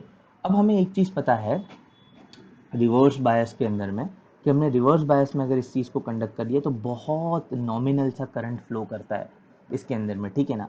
जो रिवर्स करंट है बहुत नॉमिनल, एकदम कम। एक आध इलेक्ट्रॉन कभी तो भी यहाँ पे जो फ्री है वो उठ करके यहाँ से जंप मार के यहाँ घूमता है, और एक आध इलेक्ट्रॉन चल रहा होगा बेचारा, और वो एक करंट दे रहा होगा, वो बहुत नॉमिनल सा करंट है, ठीक है, ओके। क्या यहाँ तक समझा? ठीक है, हाँ, तो ये चीज़ समझ में आई। तो रिवर्स बायस के अंदर में अगर हम नॉर्मल रिवर्स बायस डायोड की रिवर्स बायस कैरेक्टरिस्टिक्स अगर देखें हम, तो यहाँ पे वोल्टेज लगाया हमने, तो अकॉर्डिंगली होता ये था हमारा, यहाँ पे अगर हमको रिवर्स बायस कैरेक्टरिस्टिक अगर याद होगी, तो यहाँ पे बहुत नॉमिनल सा करंट, ना के बराबर करंट जा रहा है। वोल्टेज बढ़ाते जाओगे, एक पल आएगा डायोड खराब हो जाएगा, यहाँ पे फट करके ब्रेक पॉइंट आएगा। क्या समझा? तो हमें ब्रेक पॉइंट तक का वोल्टेज नहीं देना है, ठीक है ना, ना ना ना, ब्रेक नहीं करना हमको इस डायोड को। हमको सिर्फ इतना वोल्टेज देना है कि थोड़ा थोड़ा सा करंट फ्लो होता रहे, ठीक है। क्योंकि प्रॉब्लम क्या हो रही थी ना, ब्रेकेज कैसे हो रहा था, ब्रेकेज ऐसे हो रहा था कि अचानक से अवलंच ब्रेकडाउन होता था। ये इलेक्ट्रॉन इसको टकराता था, एक निकालता था, यहाँ पे हीट जनरेट होती थी और ख़राब हो जाता था इस वोल्टेज पे जो यहाँ आ रहा था, समझे। तो वो नहीं करवाना, एवलेंस नहीं करवाना, ठीक है ना, बस यहाँ तक रखो। हाँ, अब इतना सफिशिएंट वोल्टेज दो कि बहुत छोटा सा करंट फ्लो हो रहा है, ठीक है ना, इसे बोलते हैं डार्क करंट, ठीक है ना। ये तब फ्लो होता है जब डायोड को इल्यूमिनेट नहीं किया है, तो इसे अपन आई डी के नाम से जानते हैं। I D is called as dark current, ठीक है। अब जो करंट यहाँ पे फ्लो हो रहा है इसे बोलते हैं डार्क करंट, ठीक है, which is called as I D. तो ये है dark current, okay. Dark current का मतलब ये है कि डायोड के ऊपर लाइट नहीं पड़ रही है तब भी थोड़ा सा करंट फ्लो कर रहा है, अच्छा, तो इसे बोलते हैं डार्क करंट। अब क्या करना है, अब इसके ऊपर लाइट दो। अब लाइट दोगे तो क्या प्रॉब्लम होगी, देखो तुमने इसको दी लाइट, ठीक है। लाइट देने की वजह से ये जो इलेक्ट्रॉन है ना, इसको एनर्जी मिलती है और ये फ्री हो जाता है, ये यहाँ से निकल करके फ्री हो जाता है और ये इलेक्ट्रॉन फ्री हो जाता है, ठीक है। अब ये इलेक्ट्रॉन फ्री होने के बाद में ये कंडक्ट करता है, ठीक है। तो अब इलेक्ट्रॉन का फ्लो स्टैब्लिश होता है, अच्छे खासे नंबर ऑफ इलेक्ट्रॉन्स फिर फ्लो करने लगते हैं। समझा कि नहीं समझा? क्लियर हुआ? समझे? मतलब मैं ग्राफ से समझाऊं अगर तुम्हें, ठीक है ना? ओके, तो ये करंट है जो फ्लो कर रहा है और ये लाइट की इंटेंसिटी है मान लो, ठीक है? यहाँ पे लाइट इंटेंसिटी है, ठीक है? लाइट की इंटेंसिटी है और यहाँ पे करंट है जो फ्लो कर रहा है, ठीक है? लाइट कुछ भी नहीं दे रहे तब करंट ज़ीरो नहीं है, ठीक है ना? तब करंट है, कौन सा करंट है? I D, which is dark current. समझा कि नहीं समझा बात? समझे? अब तुमने लाइट देना चालू की, हैवियर इंटेंसिटी की, तुमने लाइट की इंटेंसिटी बढ़ाना स्टार्ट कर दी, लाइट की इंटेंसिटी बढ़ाना स्टार्ट कर दी तो करंट बढ़ना स्टार्ट हो जाएगा, क्योंकि more and more electron will get free. और इंटेंसिटी की लाइट बढ़ाई तुमने तो यहाँ से ये भी निकल जाएगा, यहाँ से ये भी निकल करके फ्री हो जाएगा, क्योंकि इलेक्ट्रॉन एमिशन होगा और ये भी फ्लो करने लगेगा। समझा? पल्ले पड़ा? ठीक है, तो यहाँ से इलेक्ट्रॉन्स जो है अब फ्लो करके फ्लो करने लगेंगे। अच्छा, कितनी भी लाइट देंगे ना, बहुत ज़्यादा लाइट दे देंगे तो और नहीं फ्लो होगा, फिर स्टेडी सैचुरेशन आएगा। बोलो क्यों आएगा सैचुरेशन? सारे इलेक्ट्रॉन्स निकल गए, ठीक है ना? जितने थे सारे निकल गए, अब नहीं बढ़ेंगे और। क्या मेरी बात समझी? तो यहाँ पे एक बहुत ज़्यादा इंटेंसिटी की लाइट पे भी बहुत फ़ायदा नहीं होगा, क्योंकि ये सैचुरेशन करंट है। क्या बात समझ में आई? क्लियर? हाँ, तो इससे क्या हुआ? इससे ये हुआ कि इसकी जो कैरेक्टरिस्टिक्स है ना, थोड़ी सी हमने बदली कर दी, ठीक है ना? तो अब जो वोल्टेज लगाने पर हमें करंट यहाँ से मिल करके खराब हो रहा था ना डायोड, अब नहीं होगा खराब, अब करंट हल्का हल्का फ्लो करेगा। तो अब जो इसकी कैरेक्टरिस्टिक्स है ना, वो कुछ इस तरीके से होगी, ठीक है ना? थोड़ा थोड़ा सा करंट काफ़ी ज़्यादा टाइम तक के फ्लो करेगा, लेकिन एक सैचुरेशन भी आएगा। तो मतलब मैं ऐसा बना सकता हूँ उस चीज़ को कि ये ऐसा जाएगा और जाते रहेगा थोड़ा टाइम तक, मतलब भाई खराब नहीं होगा। खराब हीट की वजह से हो रहा था, हीट नहीं निकल रही भाई, यहाँ पे खुद ही इलेक्ट्रॉन खुद से निकल रहे हैं और जा रहे हैं आगे, बस किसी से टकरा नहीं हो रहा है, तो अवलंज ब्रेकडाउन नहीं हो रहा है। क्या बात समझ आई?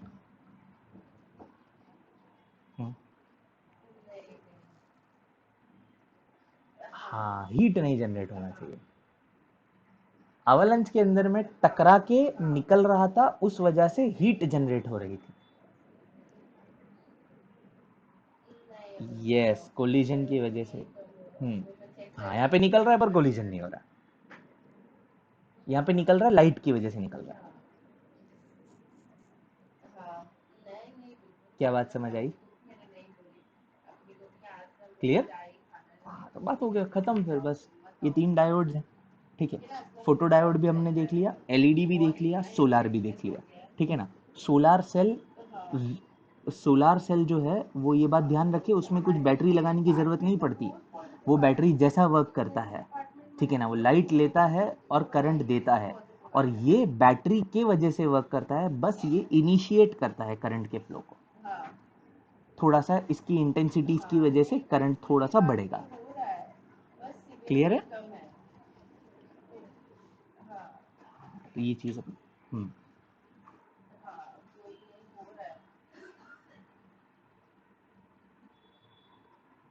हाँ, ये जो काम आता है ना, ये रेगुलेट करने के काम आता है। क्या रेगुलेट करने के काम आता है? जैसे कि ऐसा समझो कि तुम्हारा सेंसर है, ठीक है ना?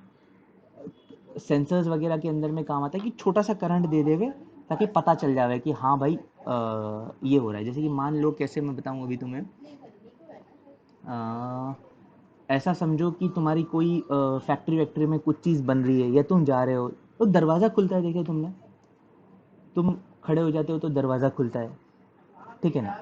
तो ऐसा समझ सकते हैं हम कि ये जो है ना, यहाँ पे एक लाइट तुमको दिखती नहीं है, वो लाइट यहाँ जा रही होती है, और यहाँ पे एक डिवाइस होता है, ठीक है ना? तो ये एमीटर होता है, ठीक है, और ये कलेक्टर होता है यहाँ पे। ऐसा समझो, वो ट्रांसफार्मर वाला नहीं, वो ट्रांजिस्टर वाला नहीं, ठीक है, नॉर्मल, ठीक है? अब ये चल रहा है ना, तब तक इसके अंदर में करंट चल रहा है, जब तक करंट चल रहा है दरवाजा बंद है, ठीक है ना? अब तुम जाकर के खड़े हो गए, ठीक है, तुम जाकर के खड़े हो गए, तुमने सर्किट तोड़ दिया, समझे कि नहीं? तुमने सर्किट तोड़ दिया तो अब दरवाजा खुल जाएगा, समझे? इसमें से करंट बंद हो जाएगा, इसमें से जैसे ही करंट बंद हो गया दरवाजा खुलेगा, क्या मेरी बात समझ आई? अच्छा, ये लॉजिक नहीं बैठ रही सर लेकिन, कि यार करंट तब से चालू रखा है हमने, जब मैं जाऊंगा तो करंट रुकेगा, करंट रुकेगा तो दरवाजा खुलेगा। ऐसा क्यों सर, इतना करंट क्यों वेस्ट कर रहे हैं? इससे अच्छा जब मैं जाऊं, ठीक है ना, तब करंट फ्लो हो और दरवाजा खुले। लॉजिकल तो यही लगता है ना? हाँ, ऐसा क्यों होता है? कोई सोच के बता सकता है कि सर ऐसा क्यों करते हैं कि करंट टूटेगा तो दरवाजा खुलेगा, वरना करंट फ्लो होता रहेगा जब तक दरवाजा बंद रहेगा। ऐसा कोई रीजन ध्यान में आ रहा है?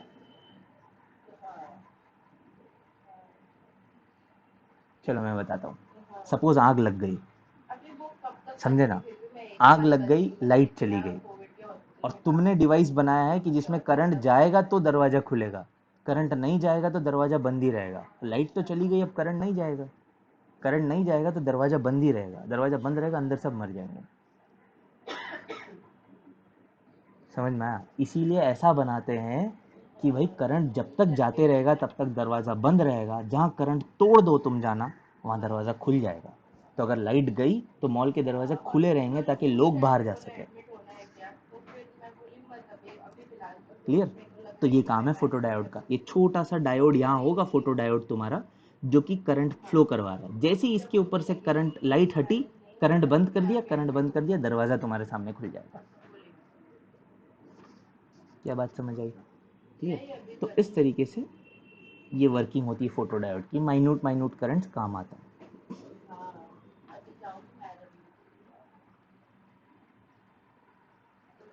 ऑलमोस्ट हर टाइप के सेंसर जो लाइट पे बेस्ड होते हैं ना, उसमें काम आता है फोटो डायोड। ऑलमोस्ट हर टाइप का सेंसर, मशीन इसके अंदर में तो बहुत लगते हैं।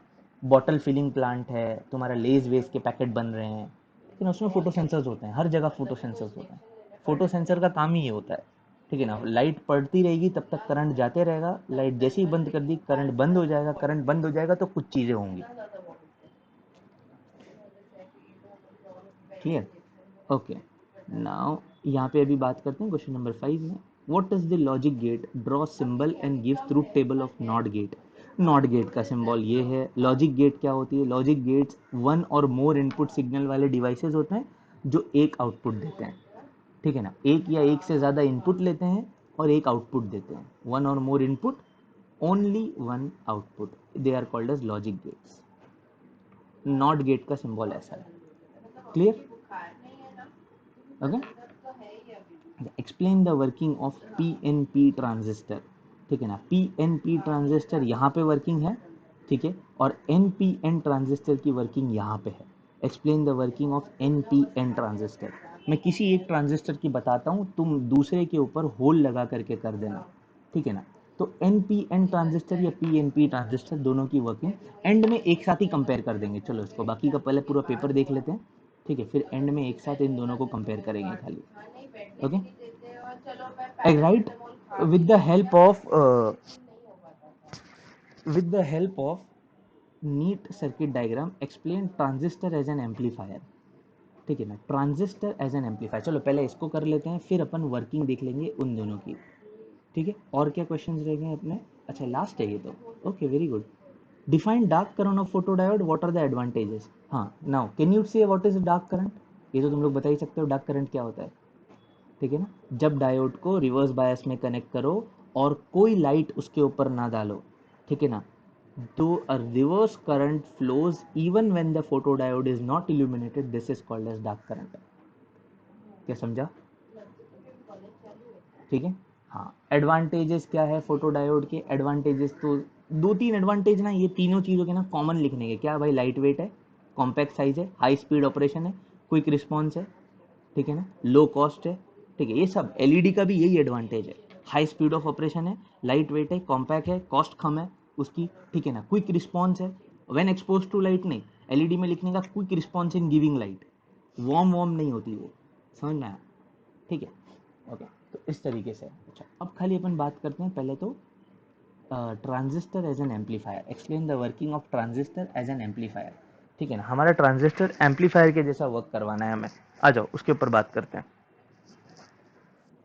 ठीक है। मैं अपना ही सर्किट डायग्राम लेकर आता हूँ यहाँ से, ठीक है ना, जहाँ से मैंने सर्किट बनाया था, ताकि मुझे बार बार बनाना ना पड़े ये चीज़। हाँ ये वाला सर्किट उठाता हूँ यहाँ से, ठीक है, ये चीज़ का भी ध्यान रहे, ठीक है।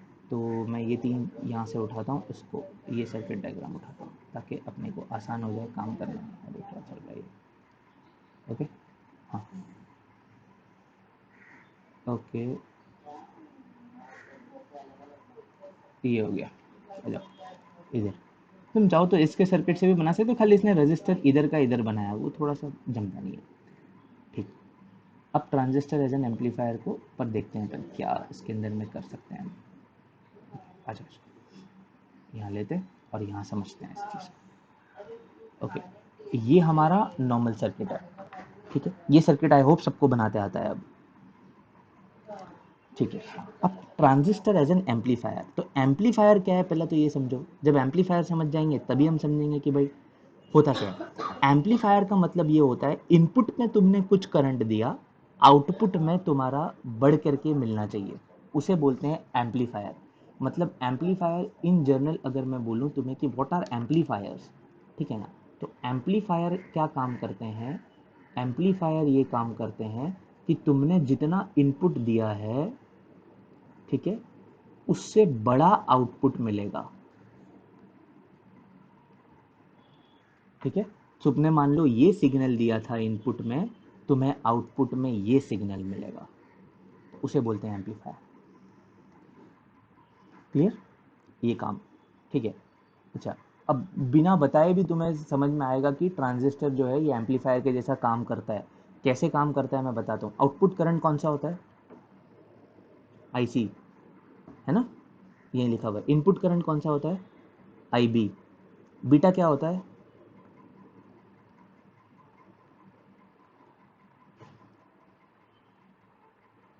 सही है ना, बीटा यही होता है, IC by IB,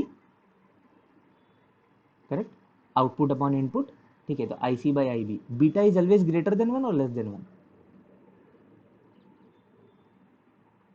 beta is always greater than 1। तुमने सम देखे होंगे ना, उसमें बीटा 55 होता है, 75 होता है, कहीं 100 देखा है, ऐसा ही देखा है ना बीटा को, बराबर। मतलब output is 55 times that of input. एक एग्जांपल दे रहा हूं मैं तुम्हें, this is working as an amplifier ना, ठीक है ना, ओके।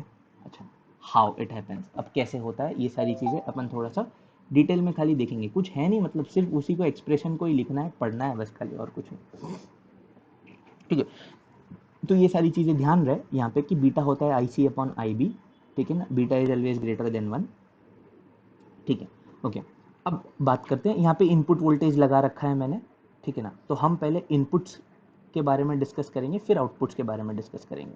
तो हम पहले इनपुट्स को जो पकड़ लो, ठीक है। इनपुट के अंदर में हमको ये चीज़ पता है कि वी बी बी जो है, ठीक है ना, अब हमने इक्वेशंस लिखे थे, क्या इक्वेशंस लिखे थे, थोड़ा एक बार हम उसको अगर रिविजिट करें यहाँ पे, ठीक है, जो यहाँ लिखे थे मैंने, ठीक है ना, इस तरीके से क्या था, V B E is V B B minus I B R B, ठीक है, वी बी, यहाँ पे कहाँ चला गया, हाँ यहाँ चला गया, आ जाओ मैं फिर से लिख देता हूँ, कोई मसला नहीं इसके अंदर में, ठीक है। क्या लिखा था मैंने, वी बी ई, ठीक है ना, this will be nothing but V B B minus I B R B. I hope समझ में आया इतनी चीज़, क्लियर है, ठीक है। हाँ, ये इसके अंदर में इनपुट वोल्टेज ये है हमारा, ठीक है, ये वाला हमारा इनपुट वोल्टेज है, ठीक है, अकॉर्डिंगली। अच्छा, अब मुझे एक सिग्नल है जिसे ना एम्पलीफाई करके चाहिए यहाँ पे, ठीक है, तो जो इनपुट मैं लगा रहा हूँ वो मुझे एम्पलीफाई करके चाहिए, ठीक है। तो अकॉर्डिंगली कहाँ पे क्या चेंजेस करने पड़ेंगे वो देखो हमको, मतलब बात समझो उसको, या फिर मैं थोड़ा सा बेसिक से बताऊँ तो शायद ज़्यादा अच्छे से समझ में आए चीज़ें, ठीक है। खैर इससे भी समझेगी वैसे तो कोई इशू नहीं है, ठीक है। समझो इधर पर, ये मेरे पास इनपुट है, ये इनपुट है, is equals to V B E plus I B R B. इतना क्लियरली समझ में आया, ओके। अच्छा, ये समझा हमें। अब आ जाओ यहाँ पे, अभी इसके अंदर में ना करंटली, ठीक है, करंटली जो वी बी ई है, potential difference between B and E, ठीक है ना, बी और ई के बीच का पोटेंशियल डिफरेंस, ये एक डायोड है यहाँ पे, पीएन जंक्शन डायोड है, ठीक है। इसका फॉरवर्ड रेजिस्टेंस होगा आरएफ, क्योंकि फॉरवर्ड बायस में है। ये बात समझ रही है कि नहीं? ठीक है ना। तो यहाँ से करंट जा रहा है आई बी का, अगर देखोगे तो, ठीक है। तो वी बी ई जो है वो मैं ऐसा लिख सकता हूँ ना, आई बी इंटू आर एफ, ऐसा भी तो लिख सकता हूँ ना, ठीक है ना। तो यहाँ पे इस तरीके से यहाँ पे ये भी तो लिखा जा सकता है कि V B E is nothing but I B into R F. Okay, ये चीज़ समझ में आ गई। अब जो सिग्नल मुझे एम्पलीफाई करना है, यहाँ पे जो सिग्नल मेरे को एम्पलीफाई करना है वो मैं यहाँ कनेक्ट करता हूँ। सपोज करो मुझे एक सिग्नल है वी इनपुट या वी सोर्स, ठीक है ना, जो मुझे एम्पलीफाई करना है, तो वो मैं यहाँ पे कनेक्ट करता हूँ इस तरीके से। यहाँ पे कनेक्ट हो जाती है वी सोर्स, ठीक है, ये वी सोर्स है, ये एक सिग्नल है, ये वाला सिग्नल है जिसको मेरे को यहाँ पे एम्पलीफाई करना है। तो आउटपुट के अक्रॉस में मुझे ये एम्पलीफाई करके मिलना चाहिए, ठीक है। अब कैसे मिलेगा देखो, अब यहाँ पे जो तुमने कनेक्ट किए वो वी बी बी के साथ में वी सोर्स भी कनेक्ट किया, तो वी बी बी के साथ में वी सोर्स भी लगाया, ठीक है। तो अकॉर्डिंगली अब यहाँ पे चेंजेस आएंगे। क्या चेंजेस आएंगे यहाँ पे? V B E plus I B R B, ये तो ऐसा ही रहेगा, ठीक है ना। चेंज जितना इनपुट करंट में अभी चेंज हुआ, ठीक है ना, उसके अकॉर्डिंगली आर बी और आर एफ ये दोनों में भी ड्रॉप होगा। क्या ये बात समझ में आई क्या? पहले जितना इसमें चेंज हुआ आई बी में, उतना चेंज इसमें आएगा पोटेंशियल में, और उतना ही चेंज ये आर एफ में भी आएगा। क्लियर? आई एफ डायोड का फॉरवर्ड बायस का रेजिस्टेंस है, ये जो पीएन जंक्शन ट्रांजिस्टर के अंदर में एक बना हुआ है ना उसका, ठीक है। तो वी एस लगाने की वजह से ये चेंज आएंगे, ठीक है ना, क्योंकि वी एस को करना है एक्चुअली में, जो इनपुट दिया ना तुम्हें इसको एम्पलीफाई करना है एक्चुअली में, ठीक है। तो वी एस लगाने की वजह से आई बी में जो चेंज आया, तो वो चेंज इन आई बी, ठीक है, वो आर बी में भी दिखेगा और आर एफ में भी दिखेगा। समझ में आया? बाकी ये तो ऑलरेडी पहले से सेम थे, ये तो कट जाएंगे। तो जो तुमने सिग्नल लगाया इनपुट में, वो चेंज किया उसने बेस करंट को, और R B plus R F. Clear? Okay, हाँ। तो अब ये चीज़ समझ गई अपने को। इसका मतलब V S is equals to, therefore जो तुमने लगाया सोर्स जिसे तुमको चेंज करना है, that is nothing but delta I B R B plus delta I B R F, ठीक है। अच्छा, delta I B R B is very small, ठीक है ना, क्योंकि ये अपन छोटा सा ही रेजिस्टेंस लगाते हैं यहाँ पे खाली, तो R B is very small, ठीक है। अगर आर बी बहुत स्मॉल है तो हमारा जो वी एस लगाया हुआ है इनपुट में वो आएगा डेल्टा आई बी और आर एफ, ये हो जाएगा यहाँ पे, ठीक है। क्या ये चीज़ समझ में आई? क्लियर? ओके। तो अब ये अपने को समझना, तो ये यहाँ से इनपुट के कैरेक्टरिस्टिक्स में से ये चीज़ आ गई हमारे पास। अब आउटपुट पे आ जाओ। आउटपुट में देखो क्या क्या है हमारे पास। आउटपुट को अगर मैं डिस्कस करूँ, ठीक है, हाँ, आउटपुट में क्या हुआ, अभी इनपुट चेंज हो गया क्योंकि वी एस लगाया तो डेल्टा आई बी आ गया, तो आउटपुट में भी चेंजेस आएंगे। पहला आउटपुट का नॉर्मल लिख लो, कितना है आउटपुट नॉर्मल। तो आउटपुट मुझे पता है कि V C C is equals to, मैं खाली चेक कर लूँ इक्वेशन, यहाँ पे लिखी है ना हमने कहीं, V C C is equals to V C E plus I C R C, ठीक है। V C C is equals to V C E plus I C R C. क्या बात समझे? ओके, अच्छा, अब वी सी सी ये battery है, ये तो हम बदल नहीं रहे, हमारा आउटपुट ये है ना, सबको पता है कि दिस इज आर आउटपुट। तो जो हमारा आउटपुट है वो है क्या, वो V C C minus I C R C है, ठीक है, ओके, बात करेक्ट हो गया। तो जो चेंज इन आउटपुट हुआ, ठीक है ना, वो change in VCC minus change in ICRC, correct, okay. अब आउट वीसीसी बदल नहीं रहा क्योंकि ये बैटरी जो तुमने लगा रखी है वो तो कांस्टेंट ही है, ठीक है ना। तो delta VCC is equals to zero. क्यों zero? Because VCC is constant.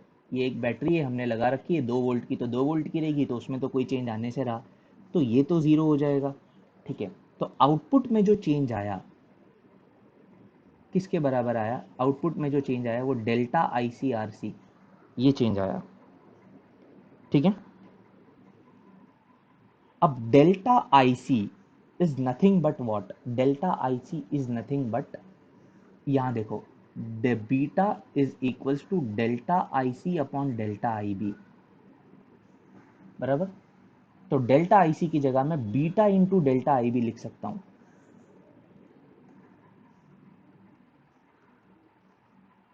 Into R C, correct है, ओके। हाँ, तो ये चीज़ हमें समझ में आ गई। अच्छा, और आई बी का वैल्यू अगर मैं यहाँ से डालूँ, ठीक है, आई बी क्या लिख सकता हूँ मैं? V S upon R F, ठीक है। तो output voltage is nothing but beta into input signal, ध्यान देना, input signal upon R F into R C.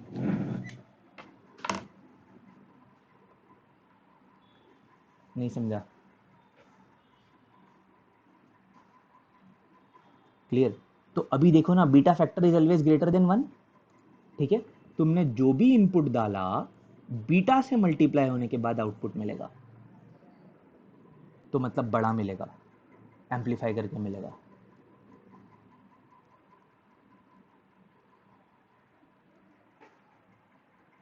Clear?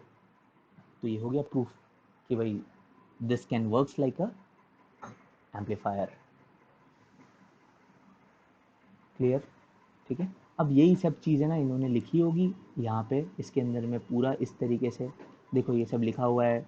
We input, ये वी इनपुट जो यहाँ यूज़ कर रहे हैं वो मैंने वी एस यूज़ किया है, कि मैं जो सप्लाई कर रहा हूँ जिसको मेरे को बढ़ाना है, ठीक है। तो V output is beta R L delta I B. अच्छा, इसके आगे नहीं किया है स्टेप्स। डेल्टा आई बी तुम यहाँ से डालो जो प्रीवियस वाला है, ठीक है ना। तो यहाँ से we S upon R F मिलेगा, तो इनपुट जो तुमने था बीटा से मल्टीप्लाई होने के बाद आउटपुट में चेंज आएगा, तो मतलब बहुत बड़ा चेंज आएगा आउटपुट में। इनपुट में थोड़ा सा भी डालोगे तो आउटपुट में बड़ा चेंज मिलेगा। क्या बात क्लियर है?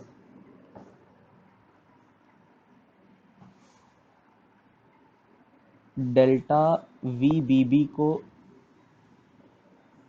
वी एस लिखा है? नहीं, ऐसा नहीं किया है मैंने। ऐसा बोल सकते हो तुम कि डेल्टा वी बी बी को मैंने वी एस लिखा है। You can clearly say that, समझे? जस्ट यू कैन क्लियरली से कि तुम वैसा भी बोल सकते हो कि डेल्टा वी बी बी, जिसमें वी बी बी में जितना चेंज किया, इनपुट में जो चेंज किया वो डायरेक्टली आउटपुट में चेंज के बराबर दिख रहा है, ठीक है। ये भी एक स्टेटमेंट तुम दे सकते हो। क्लियर? ओके, ठीक है। तो ये हो गया, ओके। और क्या है? Draw the circuit diagram to study the characteristic of transistor in common emitter mode. ये तो कॉमन है, तुम लोग 3 बार पूछ लिया पेपर के अंदर में यही बनाने के लिए, ठीक है ना। अभी ये जिसे नहीं बनाते आ रहा ना, डेंजर सिचुएशन में जाएगा वो, ठीक है। तो इसको ऐसा रट लो या प्रैक्टिस कर लो, जो भी है, बहुत आसान है इसको बनाना, ठीक है। Input characteristics and output characteristics of a transistor बताना है। अच्छा, इनपुट कैरेक्टरिस्टिक्स और output characteristics of a transistor बताना है, ठीक है ना। देखो, वैसे तो बहुत डिटेल है फिर ये सब, कि इनपुट कैरेक्टरिस्टिक्स आ रही कैसे है, आउटपुट कैरेक्टरिस्टिक्स कैसे आ रही है, ठीक है। तो बेटर है कि ये जो डायग्राम दे रखे है तुम्हारे बुक के अंदर में, इसे याद रख लो, ठीक है, ओके। वरना फिर वो डिप्लीशन विथ कितनी घटती है, कितनी बढ़ती है, क्या विद इफेक्टिव होता है, ठीक है ना, वो अर्ली डिफेक्ट क्या होता है, ये सब चीज़ों पे डिपेंड करता है इनपुट और आउटपुट कैरेक्टरिस्टिक्स, ठीक है। अगर बहुत थोड़ा सा हिंट देना है और मुझे समझाना है तो मैं सिर्फ इतना समझा सकता हूँ इनपुट कैरेक्टरिस्टिक्स के अंदर में, कि तुम अगर देखोगे तो ये इनपुट कैरेक्टरिस्टिक्स मतलब इनपुट करंट और इनपुट वोल्टेज की कैरेक्टरिस्टिक है, ठीक है ना। तो ये है हमारा इनपुट करंट, और हमारा इनपुट वोल्टेज रेजिस्टेंस अगर निग्लेक्ट करो तो V B E V B B के बराबर है, ठीक है। तो ये है हमारा इनपुट वोल्टेज। तो इनपुट कैरेक्टरिस्टिक्स आई बी और वी बी ई के अंदर में है। क्या बात समझ आ रही है? ठीक है, आई बी और वी ई बी के अंदर में, मतलब ये डायोड ही है। तो जैसा डायोड का ग्राफ बनता है वैसे ही ग्राफ बनेगा। डायोड का ग्राफ बनता है भाई, पहले बहुत कम कम कम कम करंट रहता है, जहां नी वोल्टेज आएगा उसके बाद करंट बढ़ता है, समझे? तो ये नी वोल्टेज पे करंट बनता है। तो जैसा डायोड बिहेव कर रहा है वैसा ही इनपुट कैरेक्टरिस्टिक कर्व बिहेव करता है। क्लियर है? ठीक है। और आउटपुट कैरेक्टरिस्टिक कर्व्स ऐसे ही रट लो कि भाई ये ऐसे होते हैं। आई बी ये बेस करंट के ऊपर डिपेंड करती है। बेस करंट जितना बढ़ाते जाओगे कलेक्टर करंट उतना बढ़ते चला जाएगा। क्लियर? ओके। अब हमारे इसमें से एक क्वेश्चन रह गया, ठीक है ना, working of N P N and P N P type transistor. ठीक है, तो एक मैं समझा देता हूँ यहाँ पे, ठीक है। एन पी एन समझ लो, आसान है, उसको फिर पी एन पी में तुम कन्वर्ट कर देना, ठीक है, चलेगा? ओके, चलो तो उसी को समझ लो, या पी एन पी भी समझ सकते हैं। मैं पिछली बार क्या एन पी एन समझाया था ना लेक्चर के अंदर में। आ जाओ, यही समझ लो वापस से, ठीक है, आ जाओ। एन पी एन समझो, ठीक है। एन पी एन का वर्किंग देखते हैं। एन पी एन ट्रांजिस्टर कैसे वर्क करता है? एन पी एन ट्रांजिस्टर के अंदर में यहाँ कलेक्टर होता है, ठीक है, यहाँ पे कलेक्टर, ठीक है, यहाँ पे हमारा एमीटर, और यहाँ पे हमारे पास बेस होता है। बेस बहुत पतला, ठीक है, इस तरीके से यहाँ पे, ओके, बहुत थिन और बहुत लाइटली डोप्ड। ये मतलब मॉडरेटली वाइड होता है लेकिन हेवीली डोप्ड होता है, ठीक है। और ये जो है ये लाइटली डोप्ड होता है लेकिन बहुत वाइड होता है, ठीक है, या गैप की वजह से इसकी डोपिंग लाइट हो जाती है, ये भी हम बोल सकते हैं, ठीक है। तो ये बेस है, ये कलेक्टर है, ये एमीटर है, ठीक है। तो this is base, this is collector, this is emitter, ठीक है। यहाँ पे इसे कनेक्ट कर दिया, ठीक है, यहाँ पे ये इसका कॉमन और ये एक कॉमन, ठीक है। Base N P N transistor पढ़ रहे हैं हम, तो ये एन होगा, ठीक है, ये पी होगा, और ये फिर से एन होगा, ठीक है। मतलब पी मतलब होल्स होंगे, बहुत लाइटली डोप्ड होल्स होते हैं, एक दो ही रहते हैं, ठीक है। ये थोड़ा सा मॉडरेटली डोप्ड होता है, तो दो चार देखने को मिलेंगे कहीं ना कहीं, ठीक है, ओके। और ये बहुत हैवीली डोप्ड होता है, तो यहाँ बहुत सारे देखने को मिलेंगे, ठीक है। इनके मेजॉरिटी चार्ज कैरियर्स बहुत सारे होंगे। क्या बात समझ आई? ठीक है। अब तुम्हारा काम, तुम्हारे को क्या करवाना है, तुमको उसको वर्क करवाना है। वर्क करवाना है मतलब यहाँ से करंट यहाँ पे फ्लो करवाना है तुम्हें एक, ठीक है। तो तुम्हें फ्लो करवाना है तो तुम क्या करते हो, तुम यहाँ से कनेक्ट कर देते हो सप्लाई को, ठीक है, इस तरीके से, और तुम चाहते हो कि करंट फ्लो हो, ठीक है। तो तुमने ये सप्लाई कनेक्ट कर दिया, ऐसी बैटरी लगा दी यहाँ पे, और तुम चाह रहे हो कि इसमें से जो है वो करंट फ्लो हो, ठीक है। लेकिन करंट फ्लो हो नहीं रहा है। क्यों नहीं करंट फ्लो हो रहा है? क्योंकि दो बैरियर है बीच में, दो डिप्लीशन लेयर है जिन्हें ओवरकम करना है। यहाँ पे एक पीएन जंक्शन है, तो ये एक डिप्लीशन लेयर है पतली सी, जिसे ओवरकम करना है तुम्हें, जो यहाँ पे बनी होगी। और एक डिप्लीशन लेयर यहाँ पे है, क्योंकि ये भी एक पीएन जंक्शन है, तो इन दोनों को ओवरकम करना है, ठीक है ना। तो ये दोनों को ओवरकम करना इस बैटरी के अकेले की बस की बात नहीं है, ठीक है। तो उसके लिए क्या करते हैं हम, तो उसके लिए ये काम करते हैं कि हम यहाँ पे एक बैटरी और लगाते हैं, ठीक है। तो यहाँ पे एक छोटी सी बैटरी और लगा दी हमने। तो अब एक छोटी सी बैटरी क्या करेगी, ये छोटी सी बैटरी सफिशियंट फॉरवर्ड बायसिंग कर देगी नीचे वाले को, ठीक है ना। तो ये एक प्लस और ये एक माइनस लगा दिया यहाँ पे, ये वी बी बी है मान लो, और ये वी सी सी है मान लो, ठीक है ना। तो अब ये पी और N, P connected to positive, N connected to negative, ये जंक्शन फॉरवर्ड बायस हो गया, ठीक है। और यहाँ देखो तो ये पी और एन है, ठीक है ना। तो ये तो बात पक्की होगी कि ये वाला जंक्शन जो है, ये वाला जंक्शन, अब ये वाला जंक्शन फॉरवर्ड बायस में जा चुका है। अब ये वाले जंक्शन को देखो, इसका पी कनेक्टेड टू पॉजिटिव, इसका n कनेक्टेड टू पॉजिटिव, लेकिन n connected to a greater positive, p connected to a lesser positive. ये बैटरी छोटी है, ये बैटरी बड़ी है, ठीक है ना। तो ये जो जंक्शन हो गया, ये जंक्शन रिवर्स बायस हो गया। क्या बात समझ आई? ठीक है, तो हमेशा बायसिंग का ये मतलब नहीं होता है कि P connected to positive, biasing का ये मतलब होता है कि P connected to a higher potential and N connected to a lower potential. ठीक है ना, नीट में तो सवाल कभी भी ऐसा नहीं आता कि पी कनेक्टेड टू पॉजिटिव, वो तो आएगा कि यहाँ पे -0.6 है और ये साइड पे -0.3 है, बताओ कौन सा डायोड फॉरवर्ड बायस है रिवर्स बायस है।